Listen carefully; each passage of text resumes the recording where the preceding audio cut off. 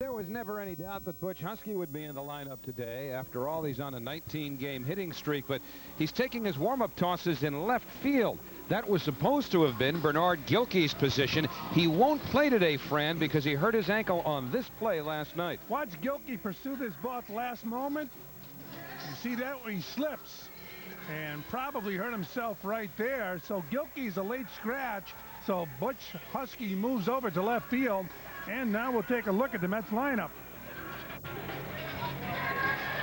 As Jason Isringhausen completes his warm-up tosses, and Howie, as you mentioned prior to the game, we're going to look and make sure that he has that good curveball working today. Well, Isringhausen had kind of a schizoid outing his last time. That was last week against the Philadelphia Phillies.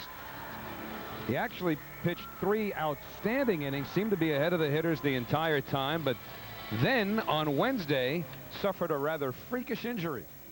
Yeah, really cut himself while opening a package, and it's a package contained, if you're interested, what they call it the club. And it's not a bat. It's something you use to secure your car. And of course, Jason Isringhausen is okay. He's pitching this afternoon against the Montreal Expos. And where will the Montreal Expos be? Nobody knows in a few years. Next April, they'll know if they get a new stadium. If they don't, they're going to be a lame duck team playing up there in Montreal, and will probably sell the franchise. Now we'll take a look at the Expo lineup brought to you by your Tri-State Ford dealers. I should say the Mets lineup. Carl Everett leads it off. You know what? We're going to give you the Expo lineup because the Mets are going to bat after the Expos here at Shea Stadium. Well, Mark Russellonic is in to lead off, and he takes one on the outside corner from Isringhausen. And he'll be followed by Mike Lansing and then Jose Vidro. The middle 3, David Segui, Darren Fletcher, and Rondell White. The bottom 3, Bradley Fulmer, Ryan McGuire, and then Dustin Hermanson. And the breaking ball low to Grusolonic, a ball and a strike. Mark Grusolonic has 50 doubles. That's a new National League record for shortstops in one season. The old mark of 48 was set 65 years ago by Dick Bartell of the Philadelphia Phillies. And if Grusolonic can pound out at least 4 more, well, 4 anyway, will tie Alex Rodriguez for the major league record that was set last year by the Seattle Mariners' outstanding shortstop. Of course, 5 would give Grusolonic the record all to himself. You know, it's funny, we have compared stats for years. It'll go on forever, but when you think about it, Bartell played on natural surface. Grusolonic played on the artificial turf up in Montreal. So you're suggesting some balls to the alley that were cut off in Bartell's day, probably scooted to the wall to give Grusolonic an extra base in this generation. And the breaking ball off the glove of Olerud. So Grusolonic aboard. We'll see how they score it, but the Expos have the leadoff man on here in the first. Batting second, number 3, second baseman Mike Lansing.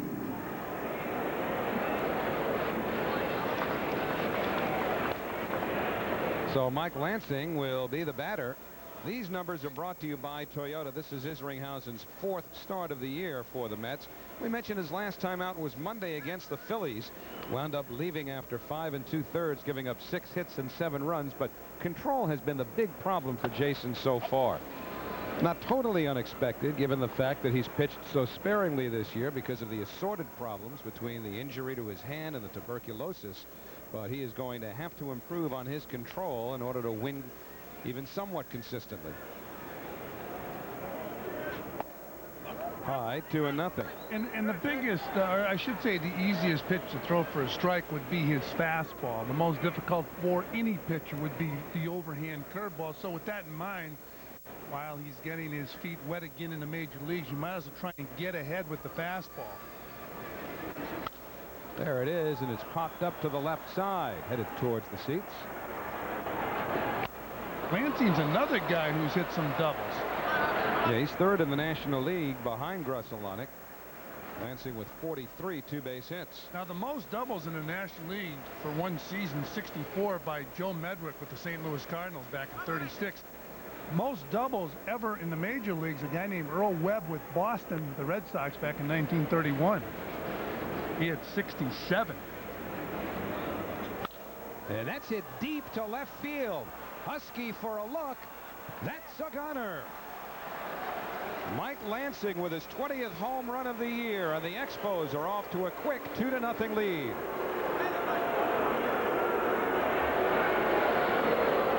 Well, rumor had it this year he was going to be with the New York Yankees before the year was out, but Mike Lansing doing the job along with Mark Veslanick in Montreal. Be tough to give up on either one of those players. What a year Lansing is having with the Expos. Now Isringhausen threw the fastball, and it was in Lansing's wheelhouse. 20 home runs. I tell you, they get some second basemen hitting some home runs this year. Lansing, Biggio, how about Jeff Kent? Well, the question in Montreal is, will they be able to afford these guys for the long haul? In fact, several of their players might not be back next year because of finances, which could open a spot for the rookie Jose Vidro. It's 1-1 on Vidro as Lansing celebrates number 20.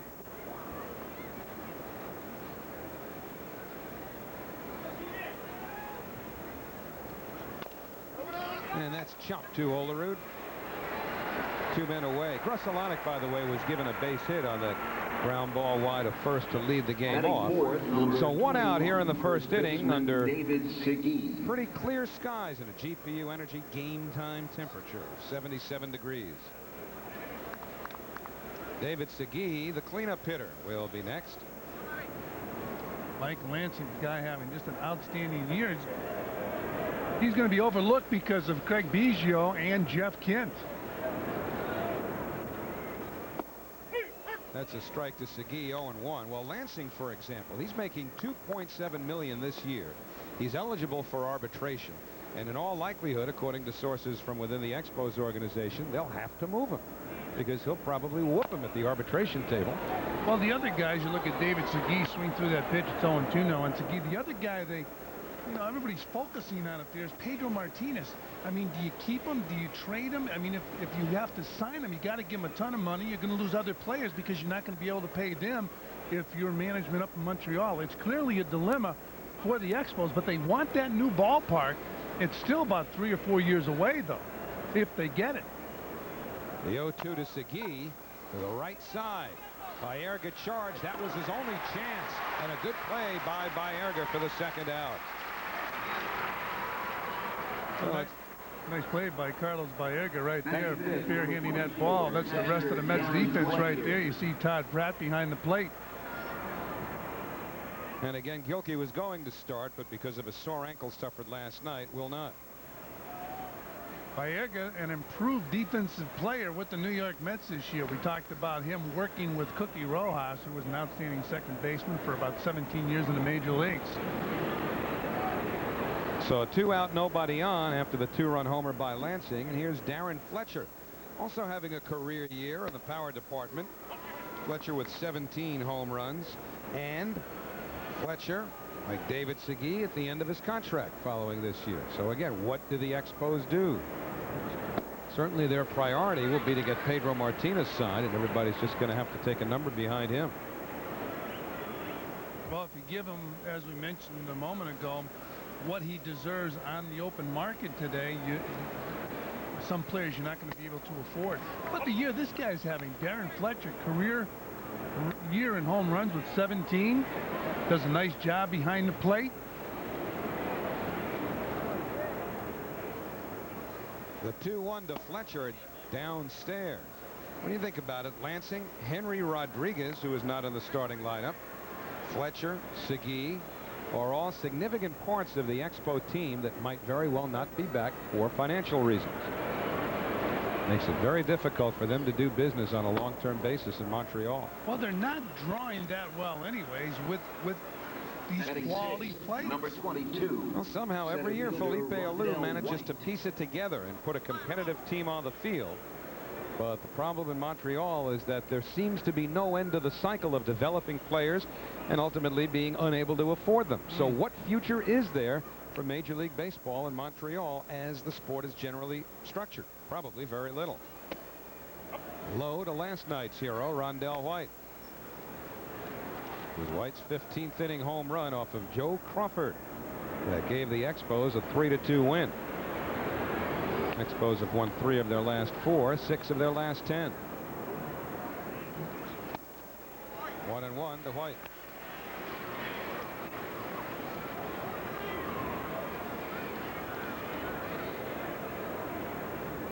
Here's the man who gave up the home run last night, Joe Crawford.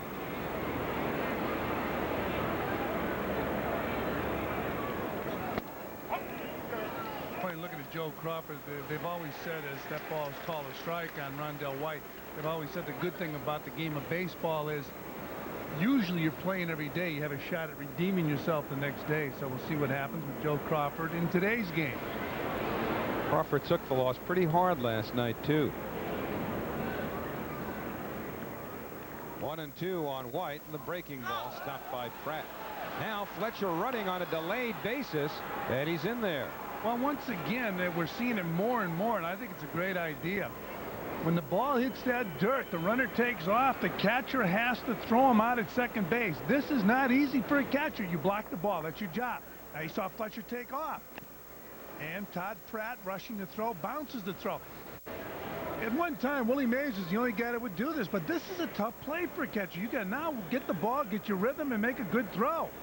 How many guys have we seen execute successfully that move right there this year? Well, it's happening more and more, as you suggest, and it's a credit to the instincts of the base runners, too. If you hesitate, you may very well be thrown out, but they're breaking almost as soon as they recognize that the pitch is in the dirt and a problem for the catcher. That's an example of learning an instinct, where I'm sure the base running coaches explain it to the runner. You can do this. It's difficult for the catcher after blocking the ball to go get it and throw him out. It used to be enough when a catcher just blocked the ball. That would stop the runner. They never tried what they're doing this year. 2-2 to White with 2 out and 2 runs in here in the first. And that's hit towards the gap in left center. Husky back for it, but it hops over the fence for a ground rule double. Fletcher scores 3-0 Montreal. But now you take a look back at that play where Fletcher went from first to second base on a ball that was blocked, and you see how important that move is. The Expos were able to pick up another run. If Fletcher held his ground at first base, he'd be standing at third base right now. Instead, he scored the 3rd run of the game. Rondell White, an outstanding player with the Expos. He's going to get better as he gets more experience, and he bounces that ball over the left center field fence here at Shea. Watch this. Now here's the play where Fletcher advances. Ball's in the dirt, catcher blocks it. Todd Pratt did his job, but Fletcher immediately broke, and he beats the throw to second base and scored on a ground rule double. 3-0 Expos, and Brad Fulmer, who recently hit a home run off of Brett Saberhagen, now of the Boston Red Sox, in his first plate appearance in the major leagues. And he did it as a pinch hitter. Fulmer just 2 for 8 so far, including that home run. He's driven in 3. 1 ball, 1 strike.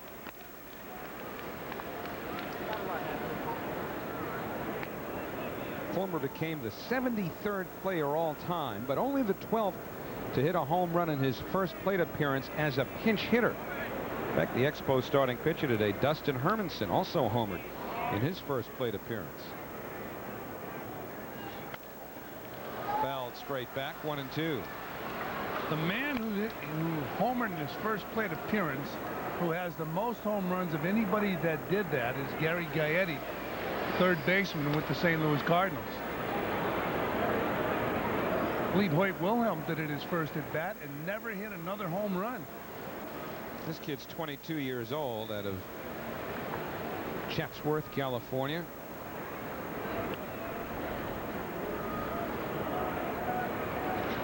And the 1-2 to Fulmer in the air to short center. In comes McRae, still coming. And it's Ordonez going out to make the catch. Now the question is everybody all right? A brilliant play by Ordonez, but at what price? We'll find out when we get back. 3-0 Expos. Lawrenson with the New York Mets, the assistant trainer to Fred Hino, walking off the field with Ray Ordonez. Ordonez made a spectacular play to end the first inning, going out to center field. Nobody does it better than this kid. Watch this play. With McRae sliding, Ordonez sliding, they collide. A collision of sliders, and he twisted his ankle. You see that left leg, but I'll bet you he'll be back out there to play shortstop. This kid here is something else. He ran a long way for that ball. He should win the Gold Glove this year. I'll tell you what, we were talking the other night about Ruben Amaro Jr.'s dad, also named Ruben Amaro, played for the Phillies back in the 1960s, ripped up his knee in a collision with Tom Tresh under similar circumstances. And then about 5 or 6 years ago, Ozzie Guillen of the White Sox on a very similar play, going out into short left field. Tim Raines, the left fielder, was coming in hard. They collided, and Guillen blew out his knee and missed virtually an entire season. So Ordonez actually walks away in pretty lucky fashion as Everett takes outside from Dustin Hermanson. One of the things I feel helps Ordonez is he's so relaxed when he's playing defense. So when he makes a collision like that, he seems to be able to stay healthy. He limped off the field. We'll see if he stays in the game.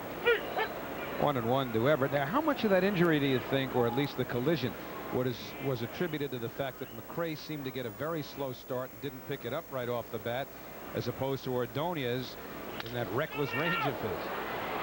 Nice play by Lansing, showing some range for the first out. Well, take a look at the Mets lineup right now. Brought to you by GMC. Carl Leverett led it off. He's going to be followed by Edgardo Alfonzo and then John Olerud. It'll be the middle three: Butch Husky, Carlos Baerga, and Brian McRae. The bottom three: Todd Pratt, Ray Ordonez, and then Jason Isringhausen. And they're facing Dustin Hermanson, who's a pretty interesting story for the Montreal Expos. Hermanson had been a relief pitcher throughout his relatively brief career in the minor leagues. A one-time #1 draft pick of the San Diego Padres as Edgardo Alfonzo takes a strike. I can remember Joe McIlvaine mentioning a couple of years ago how the Padres really rushed this kid to the major leagues. Went to school at Kent State University. Was picked 3rd overall by the Padres back in 1994. And have turned him into a starter this year with some excellent results. He was traded to the Marlins and never pitched for the Marlins. He was eventually traded for Cliff Floyd. Cliff Floyd going to the Marlins, Hermanson going to the Expos. He was going to be used as a relief pitcher,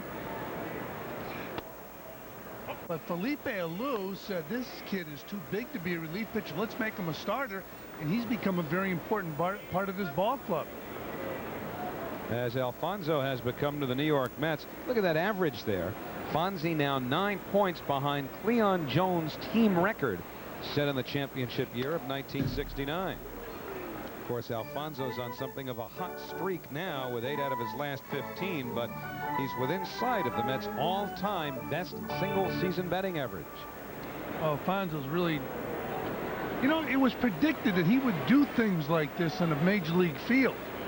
He was held up last year because he wasn't used consistently, but well, boy, this year he's really done the job.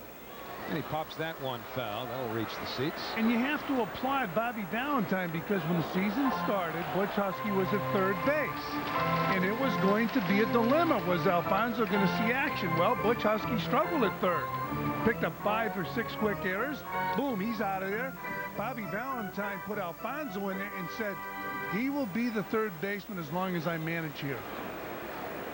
And he'll probably be the shortstop about as long also. And right now, Ray Ordonez just testing the agility of that ankle.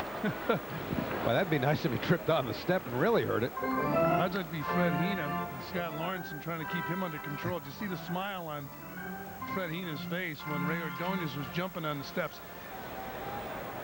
Smelling salts for an ankle? He just likes the way it smells. It's like cologne. I tell you, if you ever were around a smelling salt, that's a problem. You like the way that thing smells? That's a problem. And a full count now to Alfonzo. I've never seen anybody take the smelling salts himself. It's usually a trainer doing it for you. Almost looked like a stick of gum, didn't it? Now that smell I can enjoy, that sugary smell. Duca. Payoff pitch to Alfonzo, and did he hold up the swing? That's the question, and yes, says Larry Vanover, so it's a 1-out walk to Alfonzo. So Ordonez fully revived in the Expos defense, brought to you by the new Dodge. First baseman John Olerud. Vidro, the rookie, at 3rd. Shane Andrews out for the year with shoulder surgery. Played a lot of third base. F.P. Santangelo also out for the year. How about Vladimir Guerrero injured again? He's been injured about 4 times this year. Guerrero with a hamstring problem. In the 90s, some teams refer to it as the quadriceps. They have quadriceps when you played? No, they didn't have anything like that. They said, what happened? His arm went dead. His leg went dead. Well, John Olerud's bat has been alive lately. Olerud 7 for 12 on this homestand to get the average creeping back up towards 300. Of course, medicine today is so much more advanced. You saw the feature that Sam Marchano did with Dr. Alchek on the pregame show. He's outstanding. We got a look-alike for you. 1-0 to Olerud. Fouled back. Unfortunately, most of the viewers probably can't picture Bob Clappish, baseball writer for the Bergen Record. He and Dr. Alchek separated at birth. Absolutely, I agree with you. And we'll try and find a way to flip that up for you a little bit later. Bob Clappish, who covers sports here in the New York area. Dr. Alchek, he fixes bones.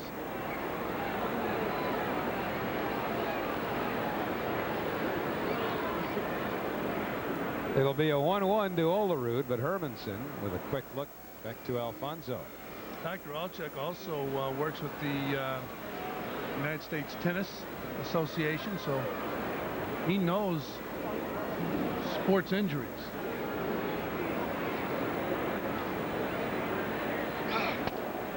Outside, 2-1 to Olerud. Did you ever have a sports injury? Yeah, but not playing sports. Broke my heel once. Did you? Yeah. How'd you do that? Jumping off a fence. Had nothing to do with sports. Nope. You can't bring it up on the air. Actually, it did, come to think of it. I was playing street hockey. I knocked the puck through a fence, had to go and get it. Tried to take the short route, wound up with a cast. Outside to Olerud, 3-1. Did you ever get hurt at wall bombs? No, and that's some heavy lifting, too. And all those wagons. Wallbaum's Hall of Fame wagon boy. And, of course, Keith Hernandez will be inducted into the Mets Hall of Fame tomorrow. That'd be terrific. Well-deserved. Keith Hernandez. Expect a nice crowd on hand to celebrate the induction of Keith Hernandez. 3 balls and 1 strike to the present day Mets first baseman John Olerud. And now Hermanson has walked 2 in a row. So a 3-run cushion for Dustin Hermanson, proving a little uncomfortable.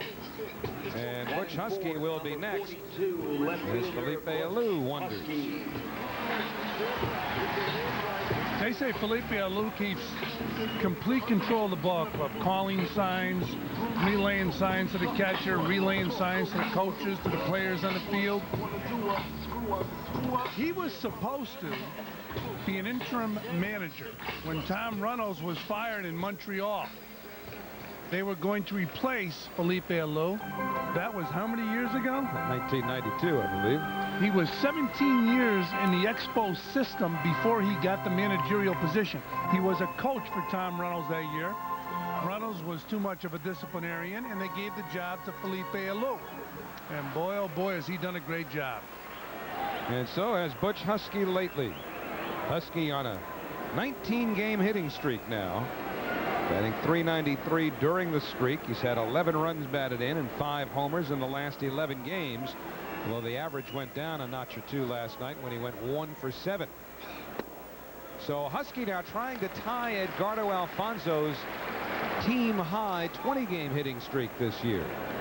He's been playing with a bad shoulder. He hurt his shoulder in Los Angeles diving for a ball in left field. Hasn't really affected that swing. Lays off 2-0.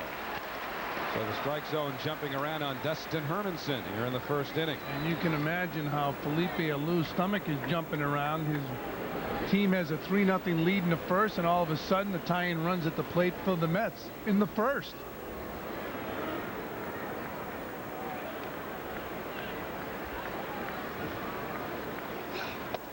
And that breaks over at the knees. 2-1.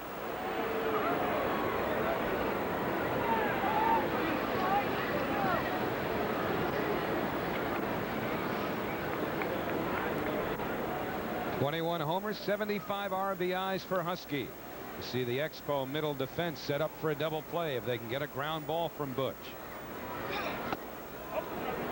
Check this swing. 3 balls and a strike. Now keep in mind about Dustin Hermanson a couple of things. One, we talked about the fact that he's a converted relief pitcher. Plus, he's also had some muscle problems in his back. So the Expos have him on about a 90 or 95 pitch count. And he's eating up a lot of those in the first inning. Now he's full on Husky.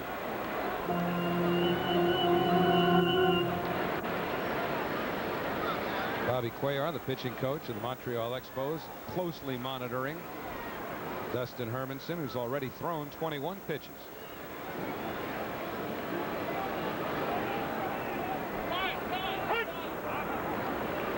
Now we'll see what Bobby Valentine does about the base runners here. Alfonso at second, Olerud at first. With 1 man out, and the Mets down 3-0 here in the first inning.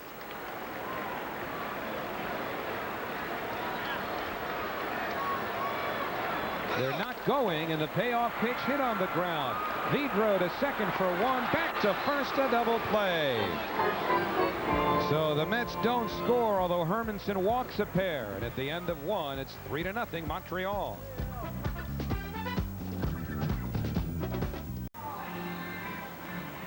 Well, we have buffet lunch for you at Shea Stadium this afternoon.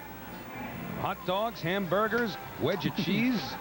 Almost looks like we're in Green Bay. You've been known to chew on some of that. Yes, I enjoy an occasional hot dog or an occasional hamburger here at the ballpark. Aramark putting on some great stuff. Look at that gentleman right there. He's said, I'm going to go home. I'm going to get the hamburger patty. No, that's a hot dog. Get the hot dog and the bun, put it right in my head, and I'm going to the ballpark. But how'd you like to be sitting behind that guy? How would you like to have him be your dad? He's taking me to the ball game. That's fine. Watch. He's buying some storage. Look at this. How about the guy with the piece of cheese on his head? 1 ball, 1 strike to Ryan McGuire. He's not the guy wearing the cheese. That is. Hope that's not his first date. Hope they came by car. 2-1 to McGuire. The subway could be a problem with that outfit. Ryan McGuire, a UCLA graduate, had a couple of hits in last night's game. Part of the younger look the Expos are displaying. Not that Vladimir Guerrero is old by any stretch of the imagination, also a rookie, but his quadriceps or hamstring making it difficult for him to play. And McGuire hits it in the air to straightaway center. McRae shading, and there's 1 out. Talking about Guerrero, he was supposed to be in a running for Rookie of the Year, and he would have been if he stayed healthy all year. He's batting .306 against left-handers and .307 against right-handers. It's a pretty good year. Well, it appears, unless something uncanny happens between now and the next 2 weeks, Vladimir Guerrero might have made the throw of the year here at Shea Stadium as the pitcher Dustin Hermanson steps in. Just an incredible throw from the warning track.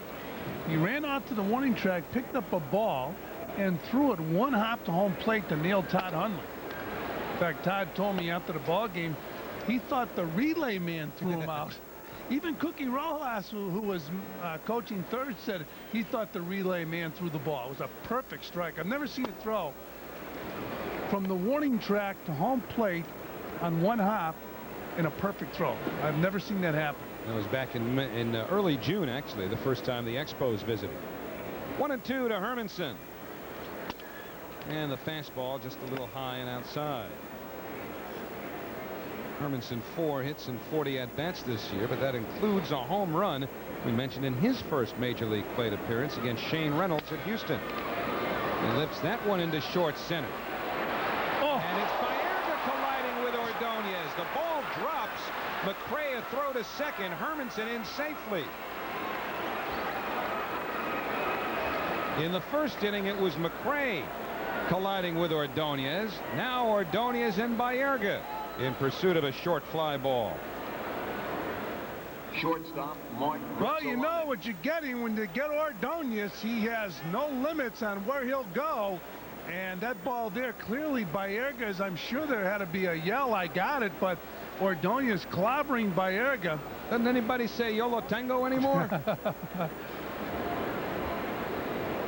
You know when you're playing with a guy like Ordonez and you don't want to limit his space because he makes some spectacular plays when an outfielder can't get to the ball. So there's going to have to be better verbal communication.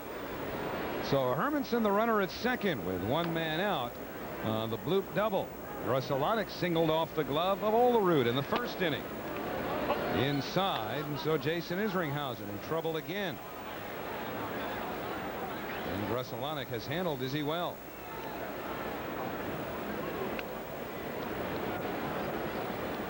Three to nothing Expos were in the second. And a liner up the middle. Baerga on the fly and a double play. It was a soft liner, but Baerga completes the unassisted double play.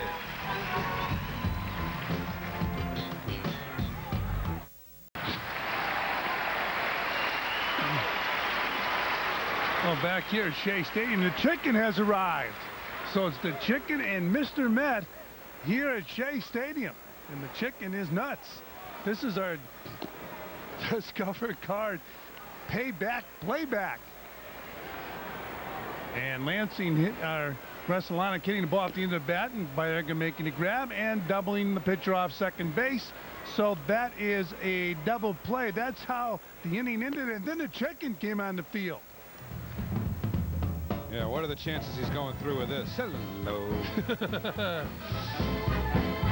All right, so we got guys wearing cheeseburgers, hot dogs, wedges of cheese, and a chicken running around on the field here at Shea Stadium. I saw that chicken years ago when Lou Piniella was playing for the Yankees, and Lou wanted to fry that chicken one night up in Seattle when we were playing up there against the Mariners. Piniella was capable of doing it, too. So Carlos Baerga, who made the unassisted double play to end the top of the second inning, leads off against Hermanson. Baerga with 2 for 5 in last night's game. Mets trailing 3 to nothing here in the second.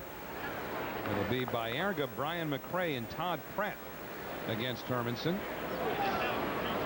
Shadows now starting to creep out towards the edge of the infield dirt.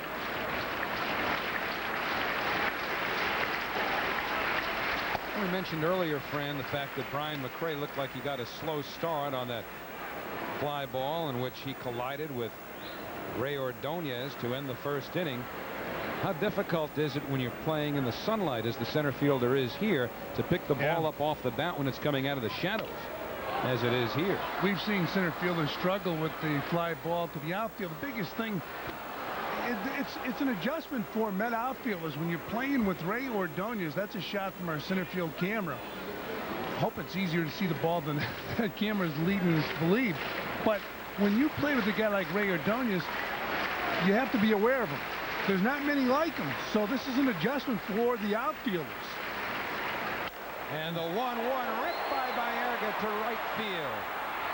And a diving attempt and a diving catch completed by McGuire. Well, that was a terrific play by McGuire. We talked about how difficult it is with the sun out there. And McGuire kept chasing that ball, and the ball kept tailing away from him. And at the last moment, he dove for the ball and makes the grab.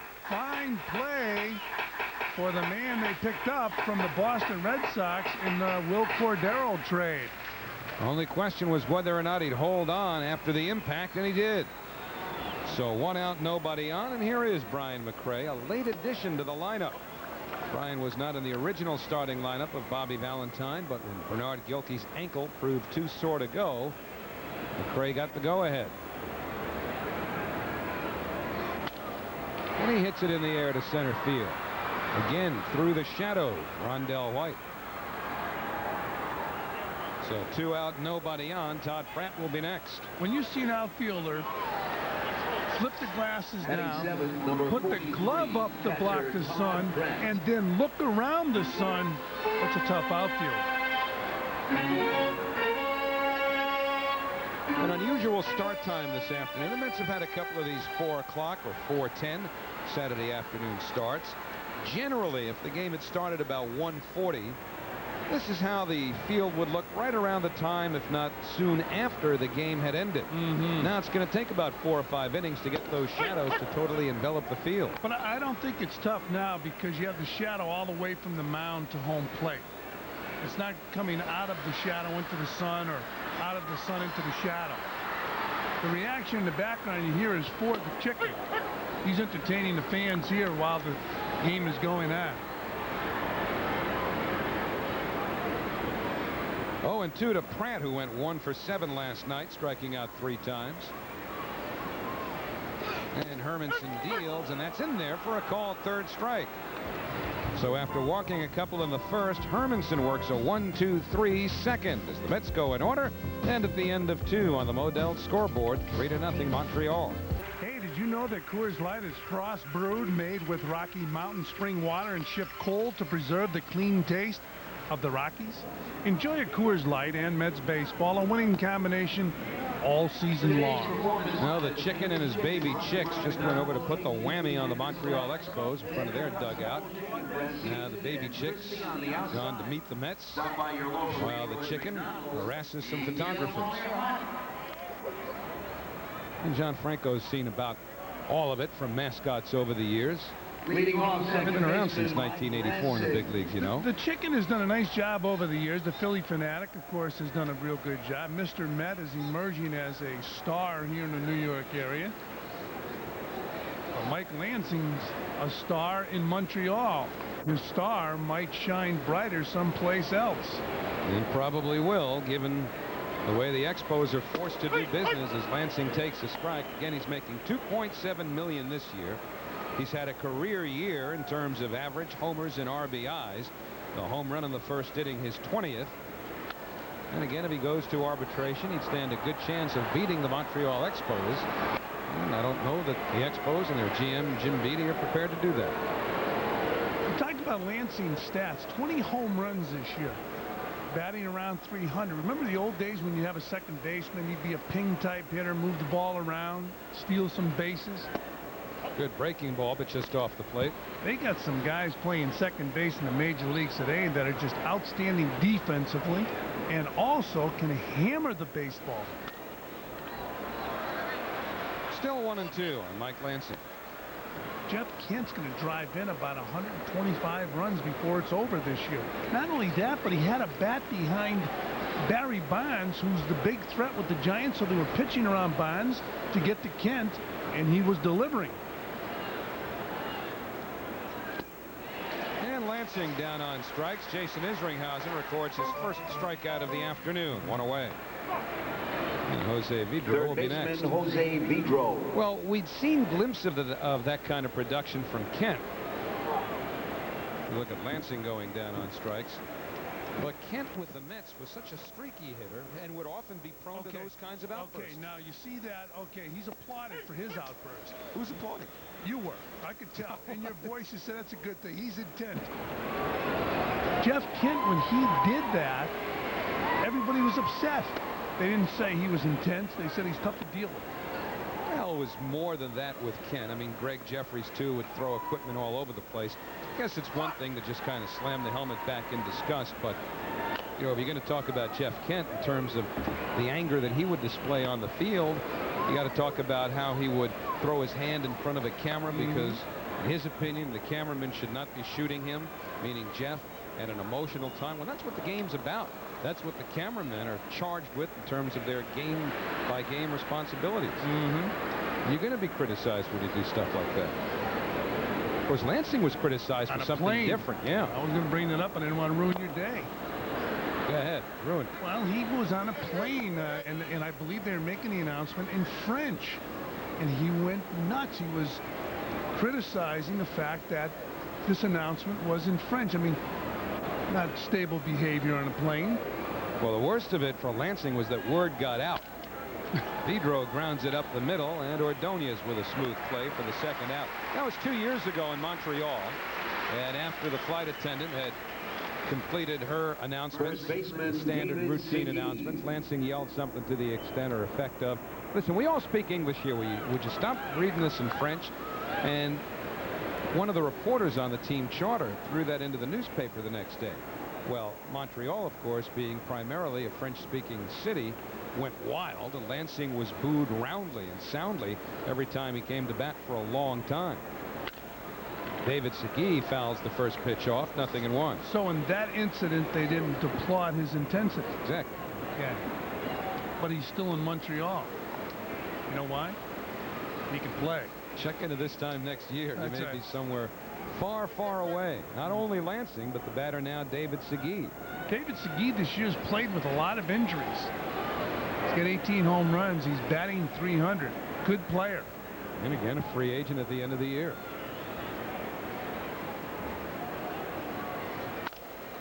That's chopped up the middle by Erga across his body and put a circle around that one.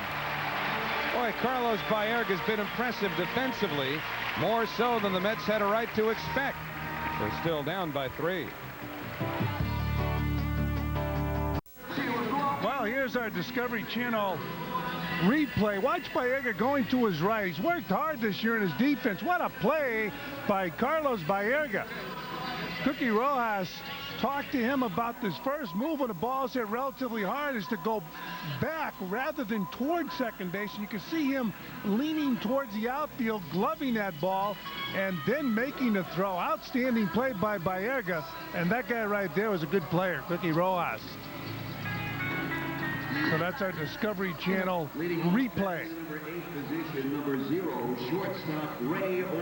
So Ray Ordonez, who's had himself a busy afternoon, colliding with Brian McRae, colliding with Carlos Baerga, and he'd like his bat to collide with a baseball for a base hit one of these days, because Ordonez is in an 0 for 23 slump.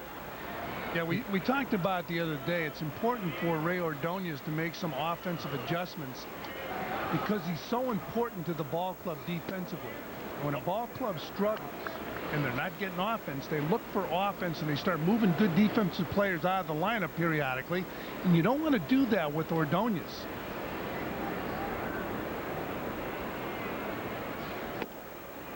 I mean, this guy's special. You would pay to see this guy play defense. Imagine a youngster getting up in the morning and his dad taking him to the ballpark. You want to see Ray Ordonez in the lineup, and if his bat moves him out of the lineup, that would be unfortunate. And the 2-0 sails away. So those 8 games that Ordonez has gone without a base hit, that covers the road trip, albeit a small one, in Chicago last weekend. 3 games, and he's 0 for 13 on this homestand. And you rarely see Ray attempt a bunt for a base hit. That can stop a slump. Ball 4. Ordonez saw 4 pitches, and now he's a base runner. We'll see if Jason Isringhausen tries to bunt Ordonez along. I'm passing along to a Met fan. Birthday wishes. Francine Winokur, big Met fan, big Ray Ordonez fan. Happy birthday, Francine. Absolutely.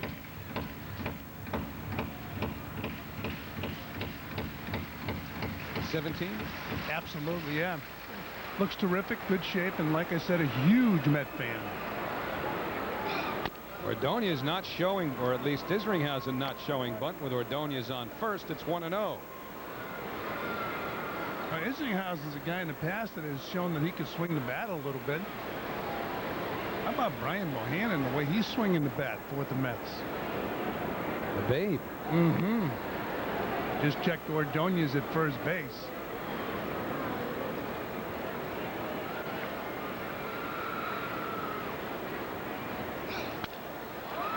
That's fouled back. 1-1 on Isringhausen, who has major league home runs against Zane Smith and also against Armando Reynoso, who's now a teammate. Reynoso has shut it down for the year.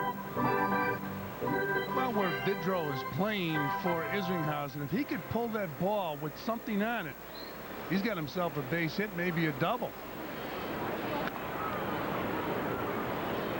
Third baseman way in on the grass. Certainly would not be unexpected to see Bobby Valentine put the hit and run on somewhere in this at bat, particularly if Hermanson were to throw a ball here on a 1-1 pitch.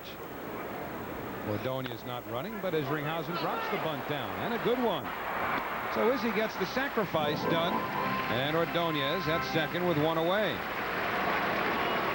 looked like he limped a little bit after hitting the bag at Right second base, fielder, but Isringhausen gets his job done successfully.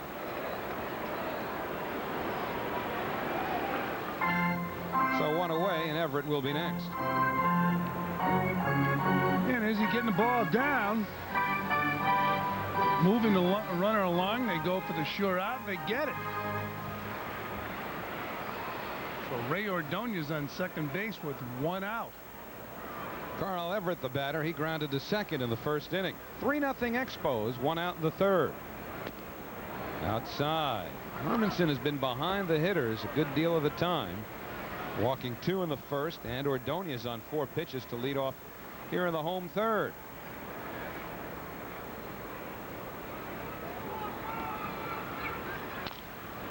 And a chopper to Lansing. That's the second out. Ordonez to third base. So 2 out. And Edgardo Alfonso, who drew a walk, will be next. Alfonso.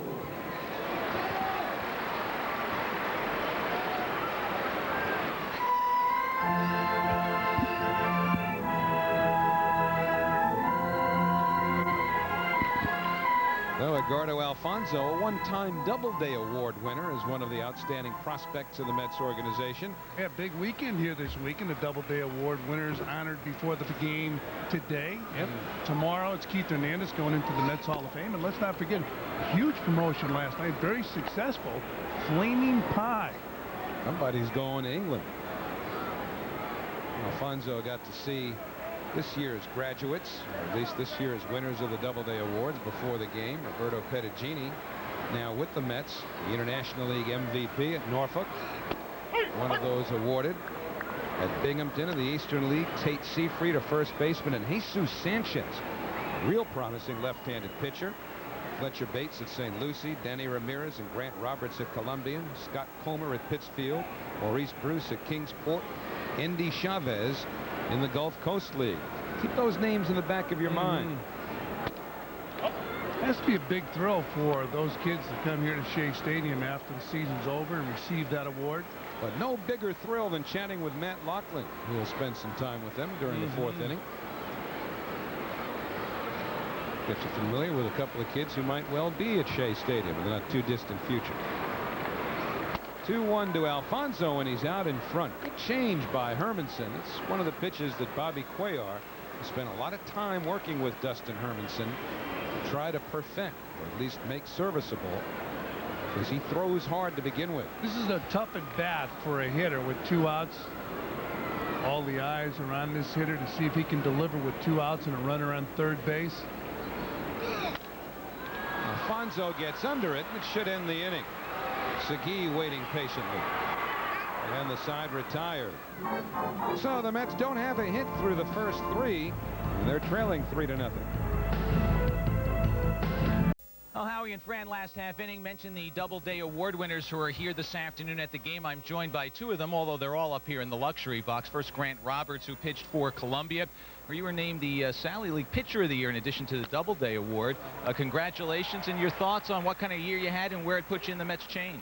Well, I guess I had a really good year. I was really fortunate. Had a lot of breaks go my way. Really honored to get the South Atlantic Pitcher of the Year. There was a lot of very good players there. As far as where I am in the Mets organization, I'm just gonna try to keep plugging away and keep going. All right, another player who's had an outstanding year, and we'll talk to Fletcher Bates in just a moment after this at-bat, fellas. Rondell White takes outside for a ball. White doubled in a run back in the first inning to make it 3-0. Darren Fletcher just lined out to second base for the first out here in the fourth. It's 3-0 Montreal, and that's ripped foul, 1-1. White doubled in Fletcher, who had taken a bit of a chance and a nice read on a pitch in the dirt from Jason Isringhausen when Fletcher was a base runner at first.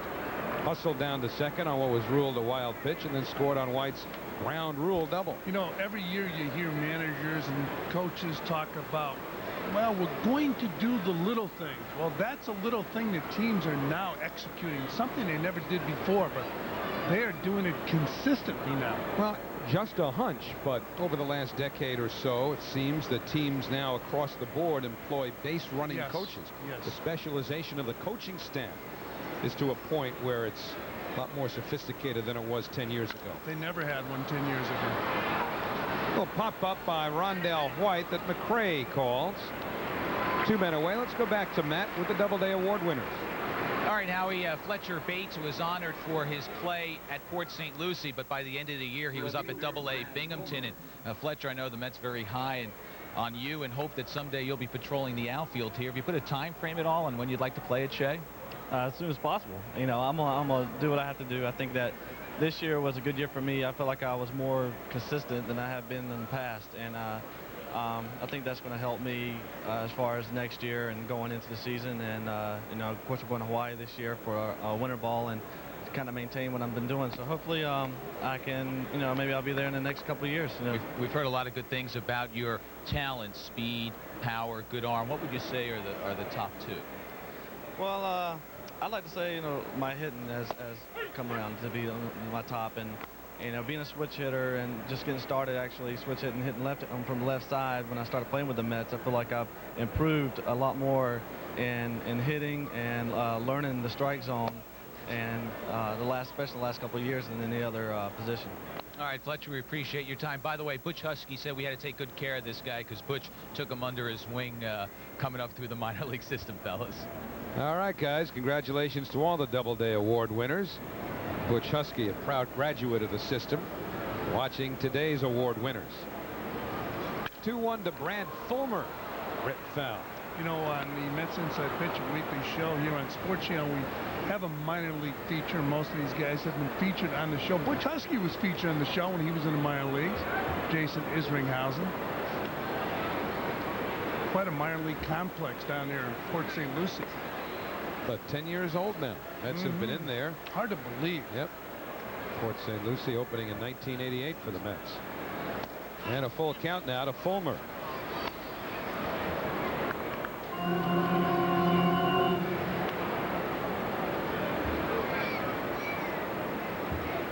It's 3-0 Montreal with 2 outs here in the 4th. Shadows no longer a factor on the field. And the payoff pitch ripped past by Erga. So Fulmer with a 2-out single, and that'll bring up Ryan McGuire.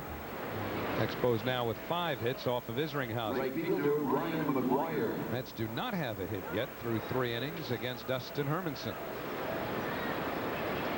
So Izzy and Todd Pratt will get together on Ryan McGuire, who flied out to center back in the 2nd inning. One more with the Expos here at Shea, the final meeting of the year between these teams who have split the first 10 games. That'll be tomorrow. Keith Hernandez inducted into the Mets Hall of Fame. You'll want to get here early for the ceremonies. They'll begin at 12:45, and then the Mets will go to Philadelphia for a twine-nighter on Monday. Mets fouled off 0-1. The final road trip of the regular season for the Mets begins in Philly. They'll play 3 there in 2 days, to Atlanta for 2, and then to Florida for 4, the final road games of the year. Marlins right now with a 3-0 lead down in Florida over the Giants. Now, the Mets had several opportunities to significantly close the gap this week, but failed to take advantage. Florida was losing to the Dodgers and the Padres, most of a 6-game swing out west. While the Mets lost 2 out of 3 to a couple of last place teams, Cubs and the Phillies. That's downstairs, 1-1 to Ryan McGuire. So the Mets starting play today, 12 games over the 500 mark. More importantly, 5.5 behind Florida, a game and a half behind the Dodgers for the wild card.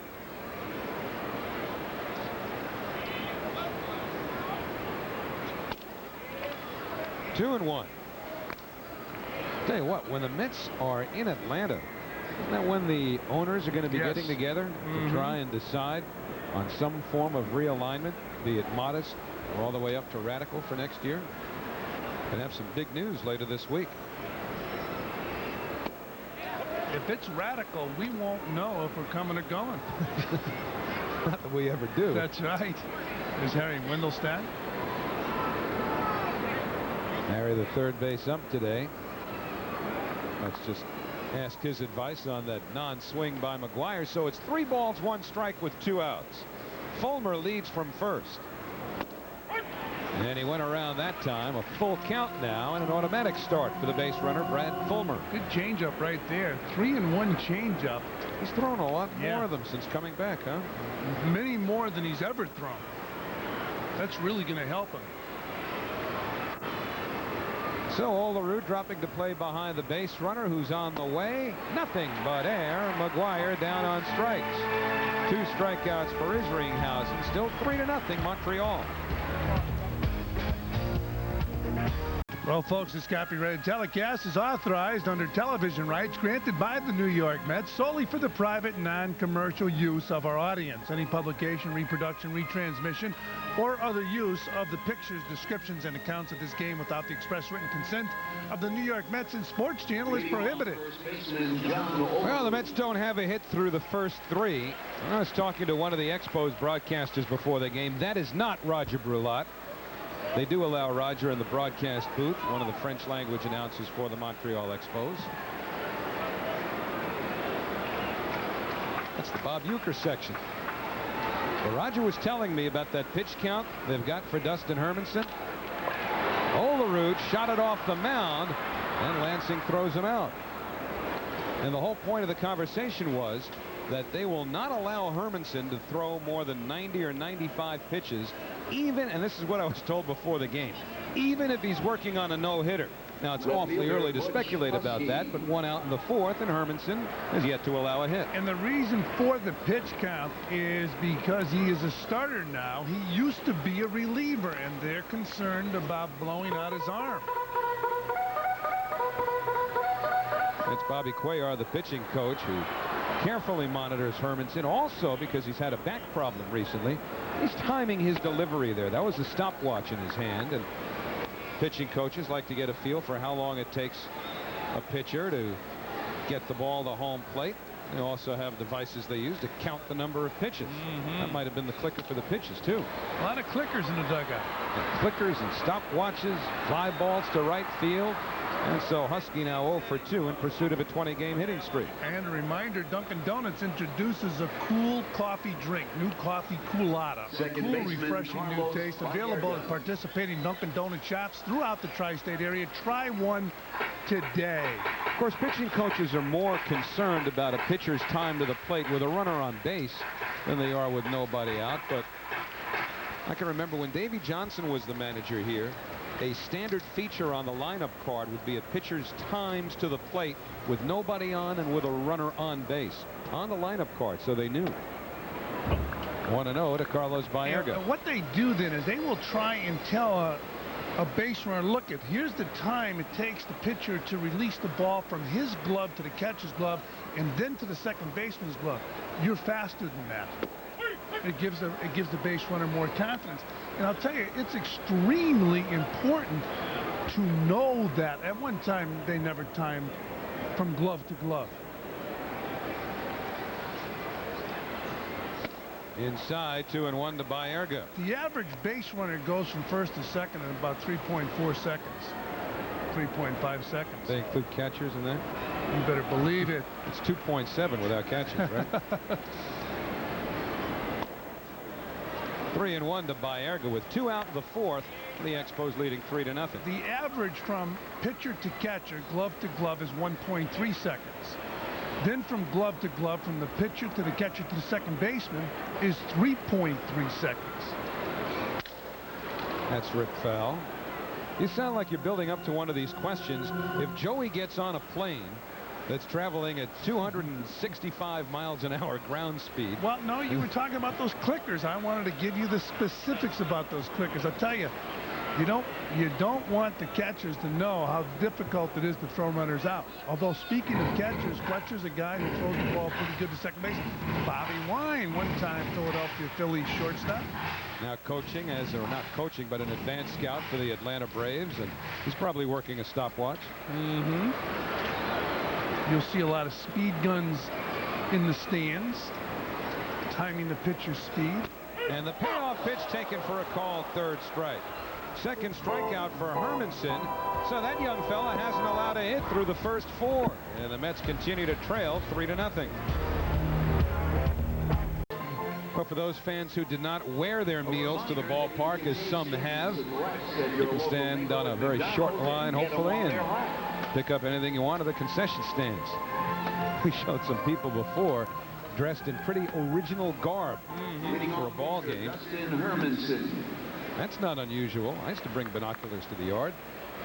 Did you use them to watch the game? Absolutely. Zero in on a pitcher. See if I can. Bet you did. Second guess the catcher, second guess the manager. And Dustin Hermanson, the Expos pitcher, takes outside from Isringhausen as we get started in the 5th inning. 3-0 Expos.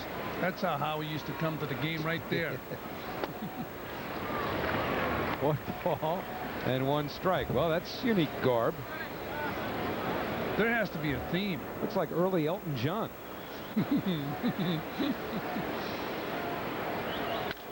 And Hermanson hits it in the air to left field. Husky barely had to move. So 1 out in the 5th. Well, so far since the 1st inning, Isringhausen has started to get everything over: the fastball, the curveball, and the change. Unfortunately, he gave up 3 runs in the top of the 1st, and the Mets trailed 3-zip here in the top of the 5th. And Dustin Hermanson has been very good. He is yet to allow a base hit by the Mets. So Gruselanek, the doubles king, with a single. Also hit a soft liner that Baerga turned into an unassisted double play. And that breaking ball's high, 1-0. Gruselanek just had a brilliant season last year for the Expos. That was really his breakthrough year with 201 base hits. Everett trapped the ball, and Gruselanek is now 2 for 3. Well, Gruselanek is going to be a very, very good major league player. His idol growing up was Paul Molitor, who wore number 4 for the Milwaukee Brewers. Gruselanek imitates Molitor in his approach to hitting, and this ball right here is trapped by Carl Everett. But Gruselanek is just an outstanding player. All right, so that's 160 base hits now for Gruselanek, who had 201 last year. And now Mike Lansing, 2-run homer, also struck out. We showed you his intensity when he struck out, slamming the helmet into the bat rack or the helmet rack in the Expos dugout. We talked about that being somewhat reminiscent of a former Mets second baseman, Jeff Kent. We're going to show you something in a moment from 1993 to illustrate what Fran and I were discussing before in terms of Jeff's dislike for the cameras. Take a look at this now. Jeff Kent was walking off the field after making an out and pushing the camera.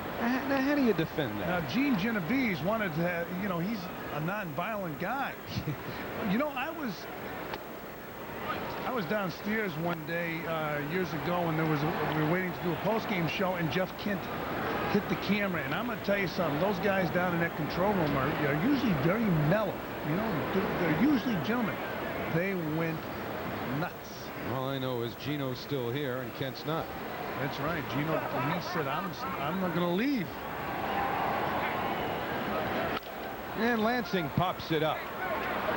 The camera should be safe. I don't know about the helmet rack, though. Ordonez has it for the second out. Yeah, but you condemn Jeff Kent for his intensity, and you did not condemn Mike Lansing for his. We'll see if Mike does anything with his intensity in the dugout. Well, Lansing's was controlled anger. What if you spoke French, you wouldn't say that. That's another issue. That's something different. I did try to speak French, but I have the failing mark on the regents to prove that it wasn't a very good idea. Now, see, he showed his intensity last time in the dugout, and he was very mellow there. Jose Vidro hit his first major league home run on Thursday night against Mel Rojas. Got a fastball up when he was ahead in the count 0-2, and Vidro hit it for a 3-run homer. Mets were ahead 6-2 at the time. Wind up winning the game 9-5. A wild swing. It's 0-2. You know, we were talking about intensity, and it's funny, if a player is pop time, wind up winning the game 9-5. A wild swing. It's 0-2. You know, we were talking about intensity, and it's funny, if a player is popular with his teammates, they accept the intensity. Example, Lou Piniella, when he was playing ball, he was extremely popular with his teammates. In fact, his intensity became humorous. Guys would say, let's watch Lou. You just may not watch Lou. But if it's somebody else, he's not popular with his teammates, and you say, you know what? This guy's a pain. It'll be an 0-2 to Vidro when it comes. Mets trailing the Expos 3-0 with 2 outs in the 5th. John Franco will occasionally snap. He's got some. He was gone. Well, the Phillies might like to send him somewhere else, considering he'll be making $6 million next year on the final year of a contract. So it'll be an 0-2 to Vidro. And they'll have to do it again. The Expos very high on Vidro. They feel he's a good defensive player. He's a spray type hitter. He's 0 for 2 today. But they like him. I don't know where the Expos continue to get players out of their minor leagues and also make some crucial deals with other teams. Rolled off of Baerga. And everybody's safe. Oh, looked like it came up a bit on Carlos. Took a bad hop, but I'm sure it'll be scored an error, and it is. Watch this, bad hop. Ball hit right to Baerga. Boom! Came up on him. You never hear the term bad hop base hit. It's usually bad hop error now. And Baerga's living proof. So Isringhausen in a little more of a pickle than he could have been with David Segui coming up now with 2 on. Twice Segui has been thrown out by Carlos Baerga. Carlos showing good range going the other way. Good throw across his body last time to get Segui. It's 3-0 Expos with 2 outs in the 5th. And that's hit deep to right field. It'll stay in the yard, but it one-hops the right field fence. Grusolonic scores. Vidro being waved around. Olerud will not make a relay throw. 2 runs are in. A double for Segui, and it's 5-0 Montreal. And the error was a killer. Catcher Darren Fletcher. Well, Segui hits his ball hard, no doubt about this. Extra bases for David Segui, and he drives in 2 runs. That coming on the heels of an error by Carlos Baerga. Last thing you want to see when you make an error is a hit like that. And a line drive base hit by Darren Fletcher. Segui, a slow runner, is going to try to score. Everett's throw out at the plate is Segui. Strong throw by Everett. However, the Expos do a little more damage. They're up 5. Could have been worse.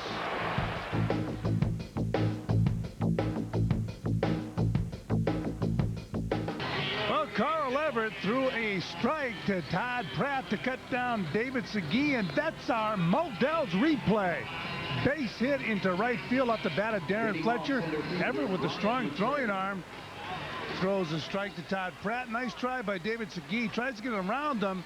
At first glance, he looks safe, but this angle here tells the story. So that's our Modell's replay. What do you think? Out. You'd have been a tough umpire. I was in Little League. Were you an umpire? In the Mid-Queens Boys Club in 1970. And let me tell you something. When you had the younger teams, you had to make some weird decisions. Brian McRae leads off the 5th inning with the Mets down 5-0. I'll never forget umpiring a ball game, and a kid, he probably wasn't more than 8 or 9 years old, gets a base hit, goes to second, for some reason decides he doesn't like it on second base and goes back to first. 0-1 to McRae, who fouls it back. No balls, 2 strikes. So now I've got one coach yelling at me, hey, he was on second base, you got to give him second. And the other coach saying, no, the kid's on first base, that's where he stays. And that's what I did. I awarded him first base. I said, he's comfortable on first base. I don't want to take him out of his comfort zone. He's on first base. off the outer edge, 1-2. You won't have that kind of decision to make as a big league ump. I don't think. Now, when you were umpiring, I'm assuming that you were older than those kids. Slightly. Okay. Yeah, 16 at the time. And McRae down on strikes. 3 strikeouts for Hermanson. 4 1/3 without a hit by the Mets.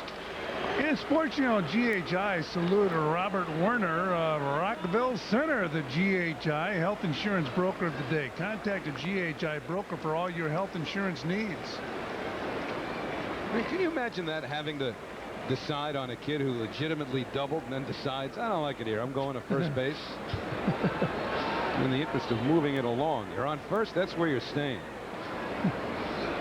Got called a few names that day as Todd Pratt swings and misses. It's usually a problem when you're a player and all of a sudden they tell you they want you to umpire. Well, it happened to Tom Gorman, right? Yeah. Outstanding umpire for many, many years in the National League. The late Bill Kunkel, I can remember, with the Kansas City Athletics, and later a quality umpire. Yeah, Bill Kunkel was a major league player. He's quite an umpire too. I get a big kick out of him. He kept the game lively with his sense of humor when he was umpiring behind the plate. Then there was a unique situation with the Haller brothers. The 0-2 to Pratt, and he fouls that one up to the first base side. And Segui settles under for the second out. Boy, Hermanson throwing the ball very well, but we talked about that pitch count. He has yet to allow a base hit. Shortstop Ray Ordonez. Well, remember, he's supposed to be on a 90-95 pitch count. He's now throwing a tad over 60 pitches. And I wonder if Felipe Alou would be inclined to take a little extra liberty if the Expos continue to maintain a comfortable lead here. And it's not going to get any lower than 5 runs if he continues to mow the Mets down. Unless he walks the yard, and then it wouldn't be much of a decision. And Ordonez with a foul pop-up. And Segui's got that one, too. So, stick around. We've got a story brewing. Mets without a hit through 5, and they trail by 5. Well, Dunkin' Donuts introduces a cool coffee drink, new coffee Coolata, a cool, refreshing new taste, available at participating Dunkin' Donut shops throughout the tri-state area. Try one today. Well, there's a brewing story. Dustin Hermanson has not allowed a hit through the first 5 innings. Hermanson has struck out 3. He's walked 3, 2 of them in the first inning, and had a very economical 5th inning. Overall, he's thrown 63 pitches through 5. It would not set a precedent if he is removed from the ball game with a no-hitter. It's happened in the past. I believe the San Diego Padres have yet to have a no-hitter thrown for them. But Clay Kirby had a no-hitter going, and Preston Gomez was the manager, took him out of the ball game. If I'm not mistaken, that was against the New York Mets. And they still, like the Mets, don't have a no-hitter. Luis Lopez takes over at shortstop for Ray Ordonez because a double switch will bring Turk Wendell into the game as the new pitcher for the New York Mets. Wendell's had some shoulder stiffness lately. Last worked in Monday's game against the Philadelphia Phillies. Gave up a couple of hits in that game, complained of a little stiffness. And in talking to Bob Apodaca before the game, was told it's just regular September type stiffness. Nothing unusual because he throws a lot of innings. Throws quite a bit in the bullpen, too. Wanted to pitch yesterday, but the Mets decided to give him the extra day to make sure the shoulder was all right. 0-1 to Rondell White, leading off the 6th inning.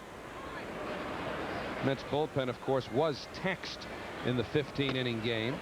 Mel Rojas threw 40 pitches in 3 strong innings. Greg McMichael threw 27 in 2. Both of them probably unavailable today. Corey Lytle is a maybe. He pitched 2 innings, gave up, or at least threw 12 pitches. But right here, the Mets are trailing by 5. Yeah, Mel Rojas looked very good last night. Tough loss, 15 innings to lose a ball game on a home run off the bat of Rondell White. Particularly when they knew what was in front of them, a chance to gain ground. Little number foul, so the count full now to White. And this afternoon, the Marlins way out in front of the Giants. 7-0 Florida. Last of the 6th inning in Miami.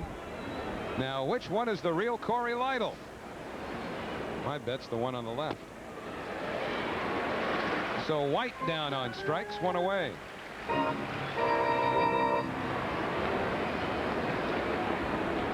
Left fielder Brad Homer. In all likelihood, as you look at Corey Lytle and his brother, his twin brother, is in the Detroit Tigers system, Wendell might be in there to pitch 1 inning. We're told that there was no flip-flop when Lopez and Wendell came into the game. Not a double switch technically, just a pair of changes.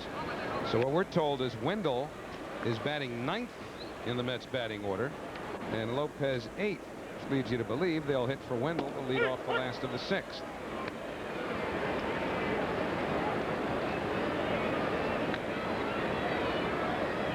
And the 1-1 to Fulmer. And now Wendell in front, a ball and 2 strikes.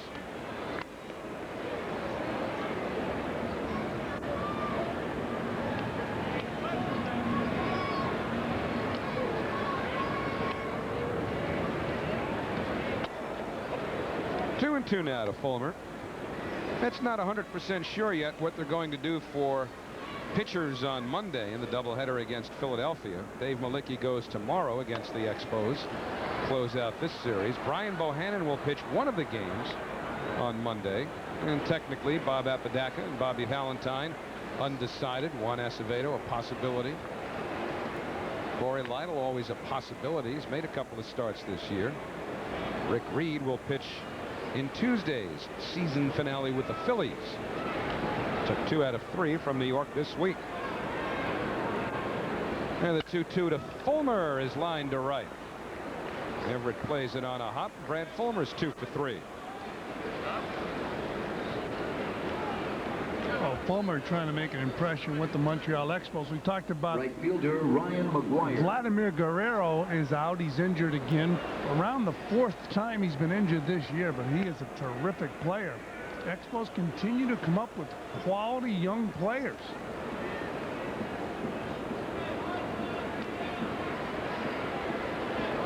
Ryan McGuire 0 for 2. Takes outside for a ball. Jason Isringhausen, who started for New York, went the first 5. Gave up 8 hits and 5 runs. Only 3, though, were earned because of the 2-out error by Baerga preceding Segui's 2-run double. That was in the 5th inning. Izzy walked 1. That was as encouraging as anything, considering that he had been walking batters at an alarming rate. Virtually a batter an inning. He also struck out 2. This could be 2. Baerga to Lopez to Olerud. A 4-6-3 double play. No runs, 1 hit, nobody left. Middle of the 6th at Shea. The Mets with some catching up to do. All right, let's take a look at our Jeep Eagle game recap as we head to the last of the 6th inning. Big story so far, Dustin Hermanson. Mets looking for their first base hit. Isringhausen out of the game. And Mike Lansing his 20th home run of the year for the Expos, who scored 3 in the 1st inning and added 2 more in the 5th. So Carlos Mendoza with Luis Lopez on the bench batting in the 8th spot. It's Mendoza who will hit for the pitcher Wendell, who is just in there to pitch an inning. And if you just tuned in, one of the reasons we're sure Ordonez is out of the ball game is because of a couple collisions. He ranged far into the outfield, collided with Brian McRae first, and then later on Carlos Baerga. So here's Mendoza, looking for his first major league hit. He's only had 1 prior at bat, but he's been used several times as a pinch runner. It's funny, your dream is when you get into the major leagues, you get, first thing you do is you get a base hit or a home run, or double or a triple. Your dream never includes pinch running. Whatever it takes. 1-1 to Mendoza. And he chops that one to left. And Fulmer can't hold on to it. Mendoza with a big turn goes back to first, and it's decision time. Will it be his first major league hit? Fulmer looked like he was going to make the catch. They gave him a hit. It's nice they gave him a hit, but I'm not so sure it's a hit. Ball's got to be caught right here. They're playing shallow. Yeah, that ball's got to be caught. I mean, they're being nice about this, but of course, there's no longer. There's the no-hitter's gone. The ball's got to be caught. I totally agree with you. Decent major league left fielder's going to catch that ball. But Bill Shannon rules it a base hit. so a couple of things happen. The no-hitter is gone. Mendoza has his first big league hit. Did you hear the boos when the base hit was put up on the scoreboard? Well, think about it now. How rare is a no-hitter? Never mind that a Met hasn't pitched one. But also consider that the cycle is even more rare. I was shocked to hear that there have actually been fewer cycles than no-hitters. John Olerud, of course, hit for the cycle for New York on Thursday. Popped up by Everett. A committee of Grossolonic chairs. And there's one out. Third baseman Edgardo Alfonzo. So Mark Grossolonic records the put out on Everett, and Edgardo Alfonzo will be coming up. If Dustin Hermanson threw a complete game one-hitter today, I believe Bill Shannon would change that to an error. That'd be anticlimactic, wouldn't it? You mean after the fact? Yeah, they'd have to. They'd have to show it to him again and again, because that should not stop the pitcher from throwing a no-hitter. No. So we're in agreement that ball should have been played by Fulmer successfully.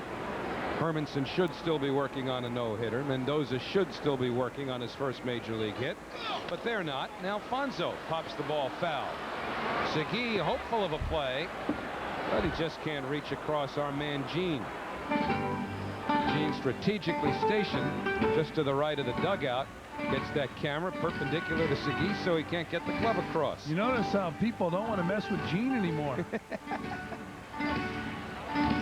Gene's is happy he didn't get hit in the coconut. It's all right. Segui's a man of class. Gene trying to help the ball club out, evidently.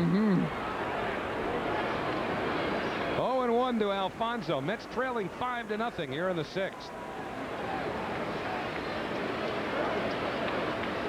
What did I read? 237 cycles and 236 no-hitters?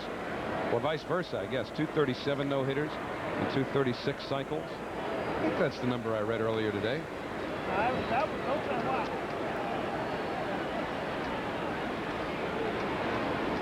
Alex Ochoa hit for the cycle last year in Philadelphia.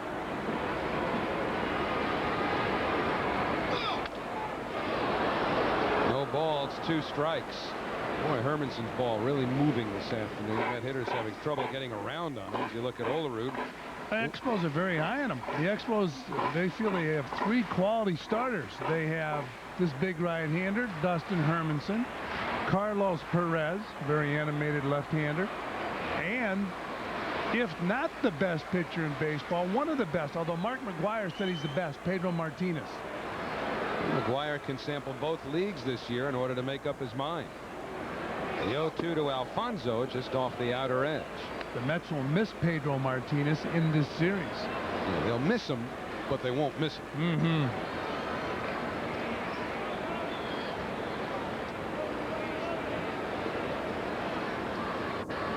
And so Hermanson now has kind of changed things for Felipe Alou as you look at Pedro Martinez and friend.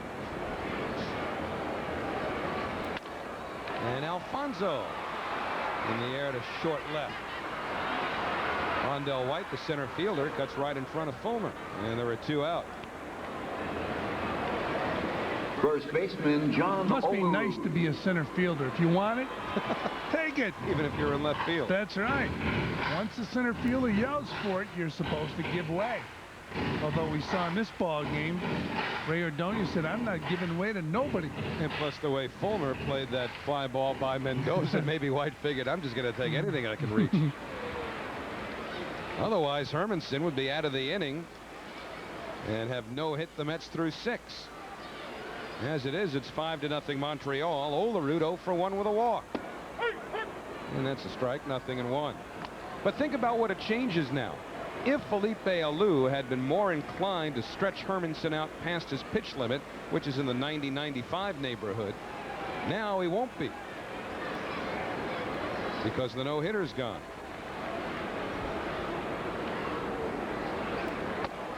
One and one.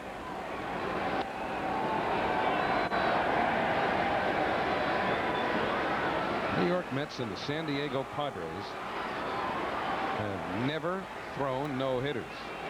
As you look at Hermanson's pitch count. Expos had one their first year. Stoneman? Yeah. Did he throw 2? Yes, he did. One against the Mets. On the inside corner, 1 and 2. Good changeup right there. I know you've heard this before, but with some of the outstanding arms the Mets have had over the last 35 years, this goes to show you how much luck is involved also in pitching no-hitters, and of course, more importantly, just how difficult it is. There's a lot of luck involved in the no-hitters, except for Nolan Ryan. That was a complete game, if I'm not mistaken. Dennis Martinez. And a classic call by Dave Van Horn, the original voice of the Montreal Expos, who's still in their broadcast booth. Working with Gary Carter today. If I remember right, Van Horn's call was El Presidente El Perfecto. Just a great call. They called Martinez El Presidente, thinking he might someday run for president in Nicaragua, his native land. The 1-2 to Olerud, lined foul.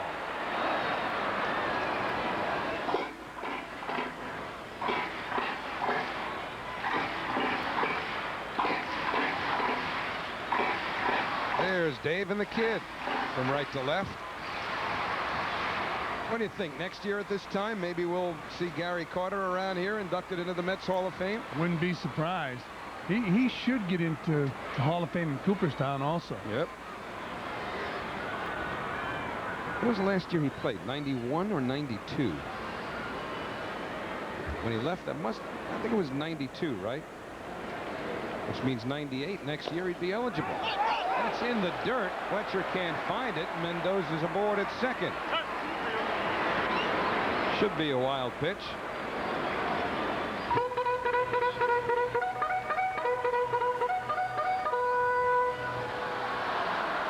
And their last pitch to Olerud, down and in. For a catcher, it's usually a tough move. You dive it into the hitter. And right there, Fletcher instead just used his glove, didn't get down there and block the ball. It scored a wild pitch, and it should be. Yeah, if I'm not mistaken, Gary Carter's eligible next year for Cooperstown. Or they're telling me 93 now is when he officially retired. All right, so he'd have to wait one more year until 99. He was an outstanding player with the Montreal Expos and with the New York Mets. Says when he goes into the Hall of Fame, if he does, not to be presumptuous, his plaque will feature his likeness in an Expos cap, which is proper, I think. The 2-2 to Olerud outside.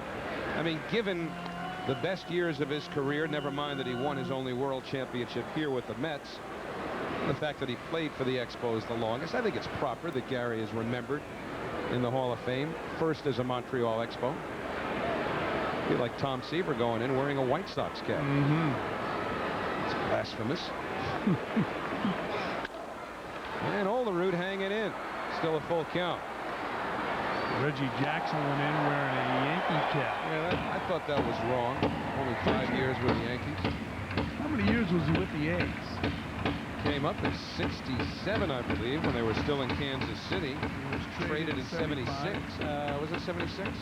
Because that was the year that there was going to be free agency after the season. I think he played. Yes, he was with the Orioles. That's right. And then he came back to finish with the A's. He had about 10 years with the A's altogether.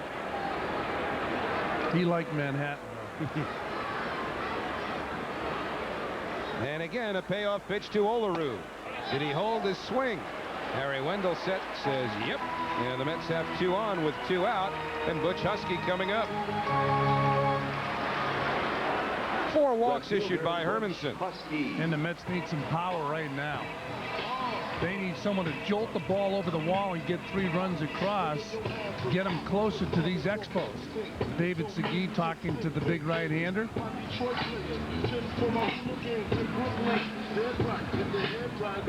So Butch with that 19-game hitting streak on the line. Not necessarily in this at-bat. You'd figure he'd get 1 more. We have 2 out in the last of the 6th.